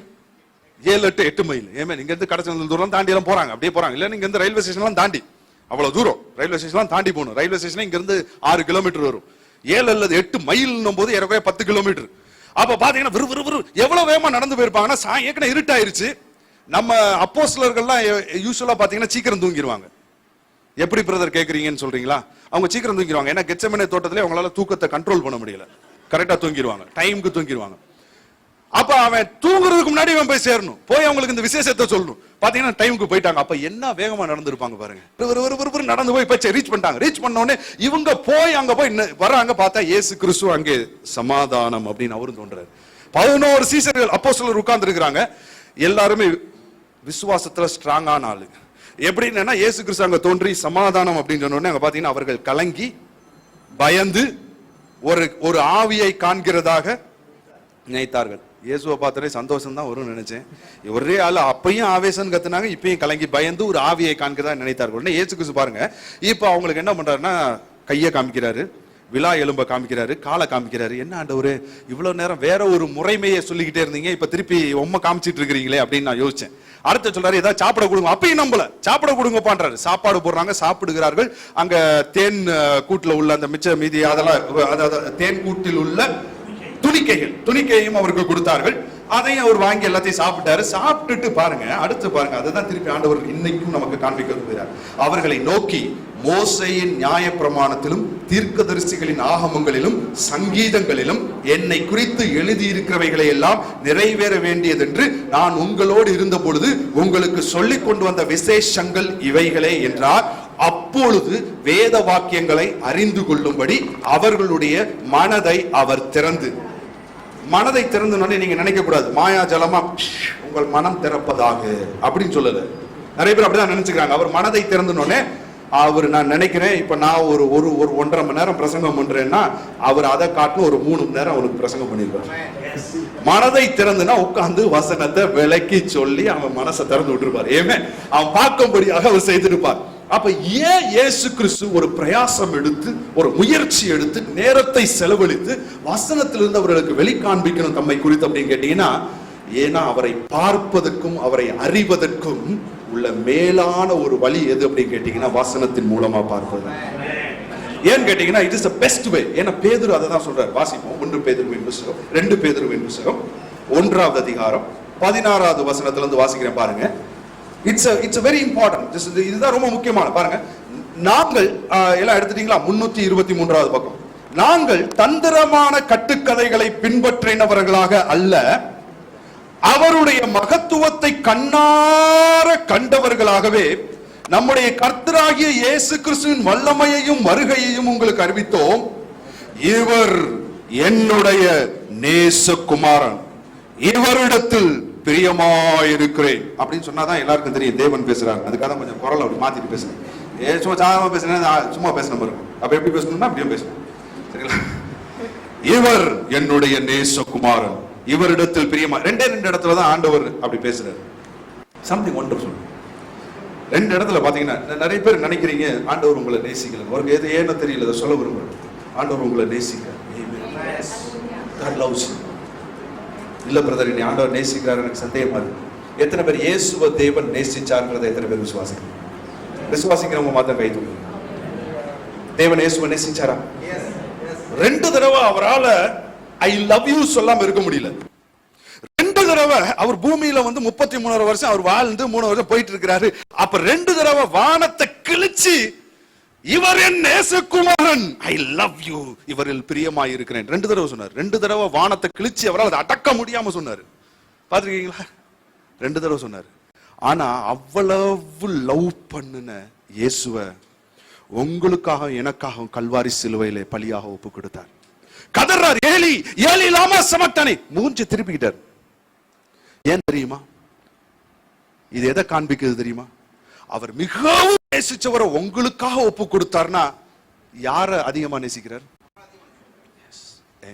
அதனால ஒரு நாள் அவர் அன்பை சந்தேகிக்காதீங்க. He loves you more. Hallelujah. ஒப்பு கொடுத்தவர் உங்களை நிச்சயமாக வழி நடத்துவார். ஹல்லேலூயா. ஆமென். அவரை கொடுத்தவர் மற்ற எல்லாவற்றையும் மறலாதிருப்பது எப்படி? ஆமென். பாருங்க, don't doubt his love. பாருங்க, இவர் என்னுடைய நேசகுமாரன், இவரிடத்தில் பிரியமாய் இருக்கிறேன் என்று சொல்லுகிற சத்தம் உன்னதமான மகிமையிலிருந்து அவருக்கு உண்டாகி பிதாவாகிய தேவனால் அவர் கனத்தையும் மகிமையும் பெற்ற போது அவரோட கூட நாங்கள் பரிசுத்த பர்வதத்தில் இருக்கையில், எங்க இருந்தாங்க? எந்த மலையில இருந்தாங்க? மறுரூபமலை. ஆமென். மறுரூபமலையில் இருக்கும் பொழுதுதான் பேதுரு, யாக்கோபு, யோவான் சொல்றாங்க, எங்களுக்கு ஒரு கூடாரத்தை போட்டு இப்படியே பார்த்துட்டு இருக்கலாம், தரிசனத்தை பார்த்துக்கிட்டே இருந்தா நல்லா இருக்குமே, தரிசனத்தை பார்த்துட்டு இருந்த அந்த காரியத்தை சொல்லிட்டு சொல்றாங்க, அவரோட கூட நாங்கள் பரிசுத்த பருவத்தில் இருக்கையில் வானத்திலிருந்து பிறந்த அந்த சத்தத்தை கேட்டோம். அடுத்த வசனம் பாருங்க, ரொம்ப ஸ்ட்ராங்கா சொல்றாரு, அதிக உறுதியான தீர்க்க தரிசன வசனமும் நமக்கு உண்டு, பொழுது விடிந்து விடிவெள்ளி உங்கள் இருதயங்களில் உதிக்கும் அளவும் இருளுள்ள ஸ்தலத்தில் பிரகாசிக்கிற விளக்கை போன்ற அவ்வசனத்தை கவனித்திருப்பது நலமாயிருக்கும். ஆமென். அவ்வளவு மேலான தரிசனத்தை தான் பார்த்த ஆட்கள் நாங்க தான்யா. ஆனா அது உறுதின்னு சொல்லல, அதை காட்டிலும் உறுதியான தீர்க்க தரிசன வசனம் உண்டு, அவ்வசனத்தை கவனித்திருப்பது நலமாயிருக்கும். அதுல எப்படி போட்டிருக்காருன்னா, இருளுள்ள ஸ்தலத்தில் பிரகாசிக்கிற விளக்கை போல. இருளுள்ள ஸ்தலத்தில் பிரகாசிக்கிற விளக்கை போலனா, இப்ப இந்த இடத்தை ஃபுல்லா எல்லாத்தையும் அடைச்சிட்டு லைட்லாம் ஆஃப் பண்ணிடுவோம். ஆஃப் பண்ண உடனே எல்லாரும் உட்கார்ந்துருவோம். ஒரே ஒரு கதவு இடுக்கு வழியா கொஞ்சோண்டு வெளிச்சம் வருதுன்னு வச்சுக்கோங்க, எல்லாரும் எங்க பார்ப்போம்னு சொல்லுங்க? எல்லாருமே அதுதான் பார்ப்போம். ஏன்னா எல்லாம் இருட்டா இருக்கு, ஒரே ஒரு இடத்துல வெளிச்சம் வந்துச்சுன்னா யார் எங்க பார்க்கணும் தெரியும், ஆனா எல்லாருமே அந்த வெளிச்சத்தை தான் பார்த்துட்டு இருப்போம். ரெண்டாவது அந்த வெளிச்சத்தை நோக்கி போகவும் ஆரம்பிச்சிருவோம். அதுதான் போட்டிருக்கு, இருளுள்ள ஸ்தலத்தில் பிரகாசிக்கிற விளக்கை போன்ற அவ்வசனத்தை கவனித்திருப்பது நலமாய் இருக்கும். ஆமென். அப்ப அந்த வசனத்தை நீங்களும் நானும் கவனிக்க வேண்டும். அந்த வசனம் தான் நமக்கு இந்த இருளுள்ள உலகத்திலே நம்பிக்கையாக இருக்கிறது. இன்னும் ஒரு காரியத்தை மாத்த நான் சொல்லி முடிக்கிறேன். ரோமருக்கு எழுதின நிருபம் 10வது அதிகாரம். இது எதுக்கு சொல்றேன்னா, இது நாளைக்கு உள்ளதுக்கு நான் ஒரு அஸ்திபாரமா போட்டுட்டு இருக்கிறேன். நாளைக்கு உள்ளதுக்கு நெருங்கி வந்துட்டு இருக்கிறேன். சரிங்களா? நாளைக்கு விசுவாச அறிக்கையை குறித்து, விசுவாசத்தின் சில காரியங்களை குறித்து நான் பேச போறேன். That's very very important. ரொம்ப நாள் கழிச்சு ரோமருக்கு எழுதின நிருபத்தை நான் அதிகமாக பிரசங்கம் பண்ணிட்டு, அதுக்கப்புறம் திருப்பி இத பாஸ்டர் சொன்ன உடனே திருப்பி ப்ரிப்பேர் பண்ணேன். திருப்பி நானே ரீகலெக்ட் பண்ண வேண்டியதாயிருச்சு. ஆனா அந்த விசுவாச அறிக்கை மற்ற காரியங்கள் விசுவாசத்தை பார்க்கும்போது தான் நான் பார்த்தேன், இவ்வளவு இம்பார்ட்டன்டான காரியம் திருப்பி நம்ம பார்க்கணும். Again and again. இது தெரிஞ்ச காரியமா இருந்தாலும் மண்டையில போட்டு திருப்பி திருப்பி திருப்பி இந்த சத்தியங்களை நம்ம அறிந்து கொள்ளணும். எவ்வளவு வெற்றிக்கு முக்கியமான காரியங்கள் என்பதை நான் பார்த்தேன். அதனால தொடர்ந்து இந்த கூட்டங்களுக்கு ஸ்டெப் பை ஸ்டெப்பா சில காரியங்களை நீங்க புரிஞ்சுட்டே வர ஆரம்பிப்பீங்க. கர்த்தர் நிச்சயமா உங்களை ஆசீர்வதிப்பார். பாருங்க, ரோமருக்கு நிருபம் 10வது அதிகாரம் 4வது வசனம், அதுல இருந்து 8வது வசனம் வரைக்கும் வாசிக்க கவனிங்க. ரோமருக்கு எழுதின நிருபம் 10:4. இந்த வசனத்தை பார்த்துட்டு நம்ம அப்படியே முடிச்சிருவோம். ஏன்னா 8:30 மேலன்னா அதுக்கப்புறம் நீங்க வீட்டுக்கு போகணும், டைம் ஆயிரும். 4வது வசனம் 10:4. விசுவாசிக்கிற எவனுக்கும் நீதி உண்டாகும்படியாக. யாருக்கு? விசுவாசிக்கிற எவனுக்கும் நீதி உண்டாகும்படியாக கிறிஸ்து நியாயப்பிரமாணத்தின் முடிவாய் இருக்கிறார். He is the end of the law. சரிங்களா? இது ரோமருக்கு எழுதின நிருபத்தை நம்ம பிரசங்கிச்ச போது இதெல்லாம் பார்த்தோம். இப்ப பார்ப்போம். மோசே நியாயப்பிரமாணத்தினால் ஆகும் நீதியை குறித்து, மோசே தான் நியாயப்பிரமாணத்தை கொடுத்தவர், அவர் நியாயப்பிரமாணத்தினால் ஆகும் நீதியை குறித்து இவைகள் செய்கிற மனுஷன் இவைகளால் பிழைப்பான் என்று எழுதி இருக்கிறான். நியாயப்பிரமாணத்தினால் ஆகும் நீதி என்ன அப்படின்னு கேட்டீங்கன்னா, இவைகளை செய்வாயாக, செய்யாதிருப்பாயாக, செய்வாயாக, செய்யாதிருப்பாயாக. அப்ப அதை கடைபிடிக்கும் பொழுது நியாயப்பிரமாணத்தினாலாகும் நீதியை குறித்து அவர் சொல்லும் பொழுது என்ன சொல்றாருன்னா, செய்கிற மனுஷன் இவைகளாலே பிழைப்பான். He has to do it. அதை செய்யணும். அடுத்தது பாருங்க, அடுத்த பவுல் சொல்றாரு, விசுவாசத்தினாலாகும் நீதியானது. இது ஒரு நீதி. ஆமென். அது சுயநீதி, இது தேவ நீதி. விசுவாசத்தினால் ஆகும் நீதியானது என்ன தெரியுமா செய்யும்? இல்லைங்க, என்ன செய்யும் அப்படின்னு கேட்டீங்கன்னா, அதை செய்கிற மனுஷன் நீதியை அடைவான் போட்டிருக்கு. விசுவாசத்தினால் ஆகும் நீதி எடுத்த உடனே என்ன சொல்றாருன்னா, அது என்ன சொல்லாது எதை சொல்லும் அப்படின்றதுதான் சொல்றாரு. அப்படின்னா என்ன அர்த்தம் தெரியுமா? விசுவாசத்தினால் ஆகிய நீதினா விசுவாசம்னாலே பேசும். அதை நான் உங்களுக்கு பின்னாடி சொல்றேன். அது என்ன சொல்லாதுன்னு முதல் சொல்லிட்டு அது என்ன சொல்லுன்றத ரெண்டாவது சொல்றாரு. அப்ப விசுவாசத்தினாலாகும் நீதி என்ன தெரியுமா செய்யும்? பேசும். நியாயப்பிரமாணத்தினாலாகும் நீதி என்ன தெரியுமா செய்யும்? நீங்க செய்யணும்னு சொல்லுது. அது டூயிங்ல இருக்கு, இது ஸ்பீக்கிங்ல இருக்கு. ஆமென். அதனால உங்க வாயின் வார்த்தைகளை குறித்து ஜாக்கிரதையா இருங்க. வாயின் வார்த்தைகளை அசட்டை பண்ணாதீங்க, ரொம்ப முக்கியம். நம்ம as a Christian believers இன்னைக்கு நான் நாளைக்கு அதை குறித்து சொல்றேன். எவ்வளவு தூரம் வாய் நம்ம அசட்டையா நினைச்சிட்டு இருக்கோம். But that is where our success. அங்கதான் நம்ம வெற்றி தோல்வியே இருக்கிறது. பாருங்க, விசுவாசத்தினாலாகும் நீதி என்ன பண்ணுதா? கிறிஸ்துவை இறங்கி வர பண்ணும்படி பரலோகத்துக்கு ஏறுகிறவன் யார்? இதை விளக்கி சொல்லிட்டே நான் போயிடுறேன். பரலோகத்துக்கு இயேசுவை இறங்கி வர பண்ணும்படி பரலோகத்துக்கு ஏறுகிறவன் யார்? இப்ப எப்படி கேட்டீங்கன்னா, 1ஆம் நூற்றாண்டுல இது எழுதப்பட்டுச்சு. இப்ப இயேசு கிறிஸ்து பாத்தீங்கன்னா எபிரூவுடைய மகளை உயிரோட எழுப்பினால். இப்ப ஒருத்தன் வீட்டுல மக சுகம் இல்லாம இருக்கிறான். அவன் சொல்றான், ஐயோ 3.5 வருஷம் இயேசு கிறிஸ்து ஊழியம் பண்ணாரு, அந்த இயேசு கிறிஸ்து இருந்தாருன்னா இன்னைக்கு என் பிள்ளைய சுகமாக்கி உயிரோட எழுப்பிடுவாரு. இயேசுவை இப்ப யாரு போய் பரலோகத்துக்கு கூட்டு வர முடியும்? பரலோகத்துக்கு ஏறி போய் யார் இறங்கி வர பண்ணுவான் அப்படின்னு சொல்லாது. அடுத்து போட்டிருக்க, அல்லது கிறிஸ்துவை மரித்தோரிலிருந்து ஏறி வர பண்ணும்படி பாதாளத்துக்கு இறங்குகிறவன் யார் என்றும் உன் உள்ளத்தில் சொல்லாதிருப்பாயாக என்று சொல்லுகிறதும் அன்றி. ஏன்னா விசுவாசத்தினால் நீதி பேசதான் செய்யும். என்ன செய்ய முடியும் கேட்டீங்கன்னா, ஐயோ அப்ப இயேசு சாகலாம் வேண்டாங்க, அவர் விசுவாசிக்கு அதிகாரம் கொடுத்து நம்மளை ரட்சிக்க பண்ண, அதெல்லாம் வேண்டாங்க. இயேசுவை திருப்பி எல்லாத்தையும் ரிவர்ஸ் பண்ணிடுவோம். எல்லாத்தையும் ரிவர்ஸ் பண்ணி அவர் எங்க கூடயே இருந்தா போதுங்க, எங்க கூட இருந்து அவர் அற்புதம் செஞ்சா போதுங்க அப்படின்னு சொல்லாது. ஏமே, விசுவாசத்தினாலாகும் நீதியானது என்ன பண்ணாது? கிறிஸ்துவை இறங்கி வர பண்ணும்படி பரலோகத்துக்கு ஏறுகிறவன் யார் என்று சொல்லாது, அல்லது கிறிஸ்துவை மரித்தோரிலிருந்து ஏறி வர பண்ணும்படி பாதாளத்துக்கு இறங்குகிறவன் யார் என்றும் உன் உள்ளத்திலே சொல்லாதிருப்பாயாக என்று சொல்லுகிறதும் அன்றி. என்ன சொல்லக்கூடாது சொல்லுது? இந்த வார்த்தை. Wow, amen. It is about the word of God. ஆமென். இந்த வார்த்தை அங்க பார்த்தோம்னா அதிக உறுதியான தீர்க்க தரிசன வசனம்னு பார்த்தோம். அந்த வார்த்தையை நீ பார்க்கிறது நல்லதுன்னு பார்த்தோம். இந்த வார்த்தை உனக்கு சமீபமாக உன் வாயிலும் உன் இருதயத்திலும் இருக்கிறது என்று சொல்லுகிறது. ஆமென். இதுக்காக இயேசுவை இறங்கி வரும்னு சொல்ல வேண்டாம். அதே அற்புதம் செய்யக்கூடிய வார்த்தை உன் வாயிலையும் உன் இருதயத்திலையும் இருக்குது. ஆதியிலே வார்த்தை இருந்தது, அந்த வார்த்தை தேவனிடத்தில் இருந்தது, அந்த வார்த்தை தேவனாய் இருந்தது, அந்த வார்த்தை தேவனாய் இருந்தது. தேவனால என்னவெல்லாம் செய்ய முடியுமோ, இயேசுவால என்னவெல்லாம் செய்ய முடியுமோ அதை இந்த வார்த்தையாலே செய்ய முடியும். எத்தனை பேர் ஆமென் சொல்றீங்க?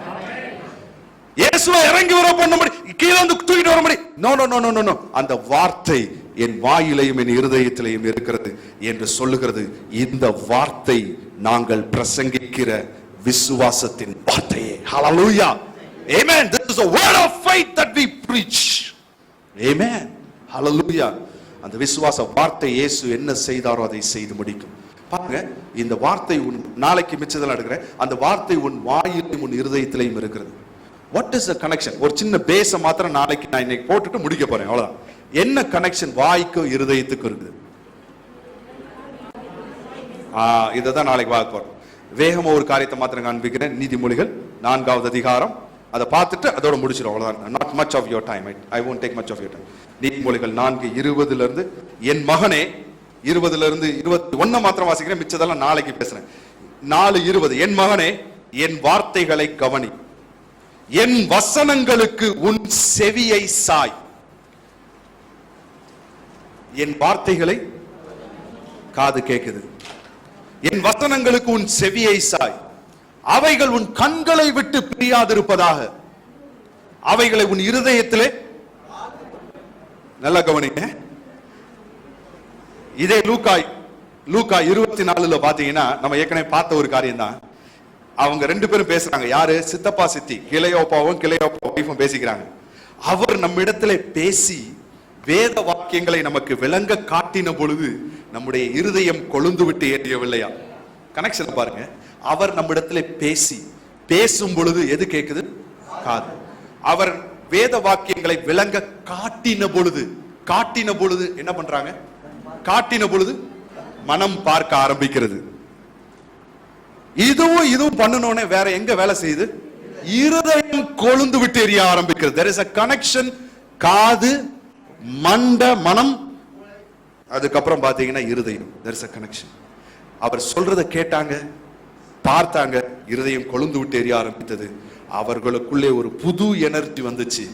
விறுவிறுன்னு அவங்களுக்கு எல்லாம் எல்லா சோர்வுகளும் மறைந்தது, உற்சாகம் பிறந்தது, வேகமாக போனாங்க. அவங்க ஸ்ட்ரென்த்தோட அதுக்கப்புறம் எவ்வளவு தூரம் அவங்க ஊழியம் செஞ்சாங்கன்னு தெரியாது. இயேசு செய்த அந்த ஒரு காரியம் அவர்களை மாற்றியது. ஹல்லேலூயா. இததான் கனெக்ஷன் இருக்கு. இந்த கனெக்ஷனை நம்ம நாளைக்கு பார்க்க போறோம். எப்படி வாய், காது, மனம், இருதயம் எப்படி நம்ம வாழ்க்கையில் அற்புதத்தை பார்க்கிறது, வெற்றியை பார்க்கிறது என்ற காரியங்களை நாளைக்கு நான் சொல்வேன். அப்படி தொடர்ச்சியாய் நிறைய நேரத்தில் என்ன அப்படின்னு கேட்டீங்கன்னா, it is going to be a rhema. எந்த காரியத்தை ஆண்டவர் அன்னைக்கு எக்ஸ்ட்ரா சொல்ல சொல்றதை நான் எடுப்பேன். சில சமயம் அது எல்லாமே இது சம்பந்தப்பட்டதான், விசுவாசம் செழிப்பு சம்பந்தப்பட்ட காரியமா இருக்கும். அதனால இன்னைக்கு ஒரு பேச பார்த்துருக்கிறோம். ஆண்டவர் நம்மை ஆசீர்வதித்திருக்கிறார். இந்த வசனத்தை பிடிச்சுக்கோங்க. இந்த வசனத்தை கேட்கும் பொழுதுதான் விசுவாசம் வரும். ஒரு முறை ஓரோட் ராபர்ட்ஸ் கேட்டார், ஆண்டவரே நான் உம்மை பார்க்கணும் ஆண்டவரே அப்படின்னாரு. டுபர்குலோசிஸ், சாக கிடந்த ஒரு வாழ்வு. அந்த டிபியில இருந்து அற்புத சுகத்தை பெற்ற உடனே ஆண்டவரை தேட ஆரம்பிச்சார். ஆண்டவரே நான் உம்மை பார்க்கணும் அப்படின்னாரு. தேவனே, I want to see you God அப்படின்னாரு. தேவன் சொன்னாரா, என்ன நீ பார்க்க முடியாதுப்பா, நீ இயேசுவை பார்க்கலாம் அப்படின்னாரு. Where can I see Jesus? எங்க இயேசுவை நான் பார்க்கலாம் அப்படின்னாரா. சொன்னாரா, மத்தேயு, மார்க்கு, லூக்கா, யோவான், நீ இயேசுவை பார்க்கலாம். உடனே இதுதான் எங்களுக்கு தெரியாதா? எங்க அப்பா ஒரு பாஸ்டர், எங்க அம்மா ஒரு ஊழியக்காரங்க, எங்களுக்கு தெரியாதா கிறிஸ்தவ குடும்பத்துல வளர்ந்தேன், இவரு புதுச்சா சொல்லிட்டார் அப்படின்னு போல கிரமமாய் முடந்தால் படிட்டு மத்தேயு, மார்க்கு, லூக்கா, யோவான் ஏறக்குறைய நூற்றுக்கணக்கான முறை அவர் வாசிச்சாராம். முழங்கால நின்று வாசிச்சுட்டு அவர் சொன்னாராம், the God of this Bible is good God அப்படின்னா. இந்த வேதம் சொல்லுகிற இந்த இயேசு நல்லவர் அப்படின்னா. நீங்க இயேசு எங்க போய் பார்க்கறது அப்படின்னு கேட்டீங்கன்னா, மத்தேயு, மார்க்கு, லூக்கா, யோவான்.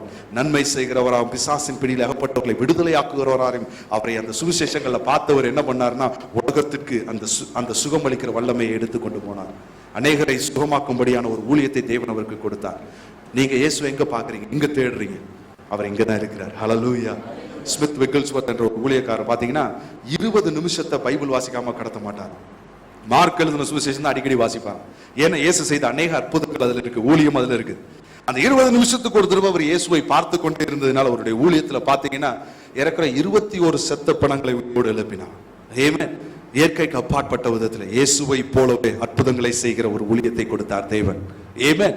இன்னைக்கு ஊழியம் பயிற்சி மாணவர்கள் இங்க இருக்கிறீங்க. நீங்க எங்கேயும் போய் எதையும் தேட வேண்டிய அவசியம் இல்லை. இயேசுவை வேதத்துல தேடுங்க. இயேசுவை பார்க்க பார்க்க பார்க்க நீங்க இயேசுவை போலவே மாற ஆரம்பிப்பீர்கள். பேதுரு இயேசுவை பார்க்கிற வரைக்கும் இயேசுவை போலவே நடந்தான். நீங்க இயேசுவை பார்த்தீங்கன்னா நீங்களும் இயேசுவை போலவே நடப்பீங்க. ஆனா இயேசுவை எங்க போய் பார்க்கிறது? இயேசுவை இங்கே பாருங்க. நீங்க இதை பார்க்க ஆரம்பிச்சீங்கன்னா you will walk like Jesus, you will act like Jesus, you will speak like Jesus, you will minister like Jesus. Amen. Hallelujah. இயேசுவை போலவே நாம் இந்த பூமியில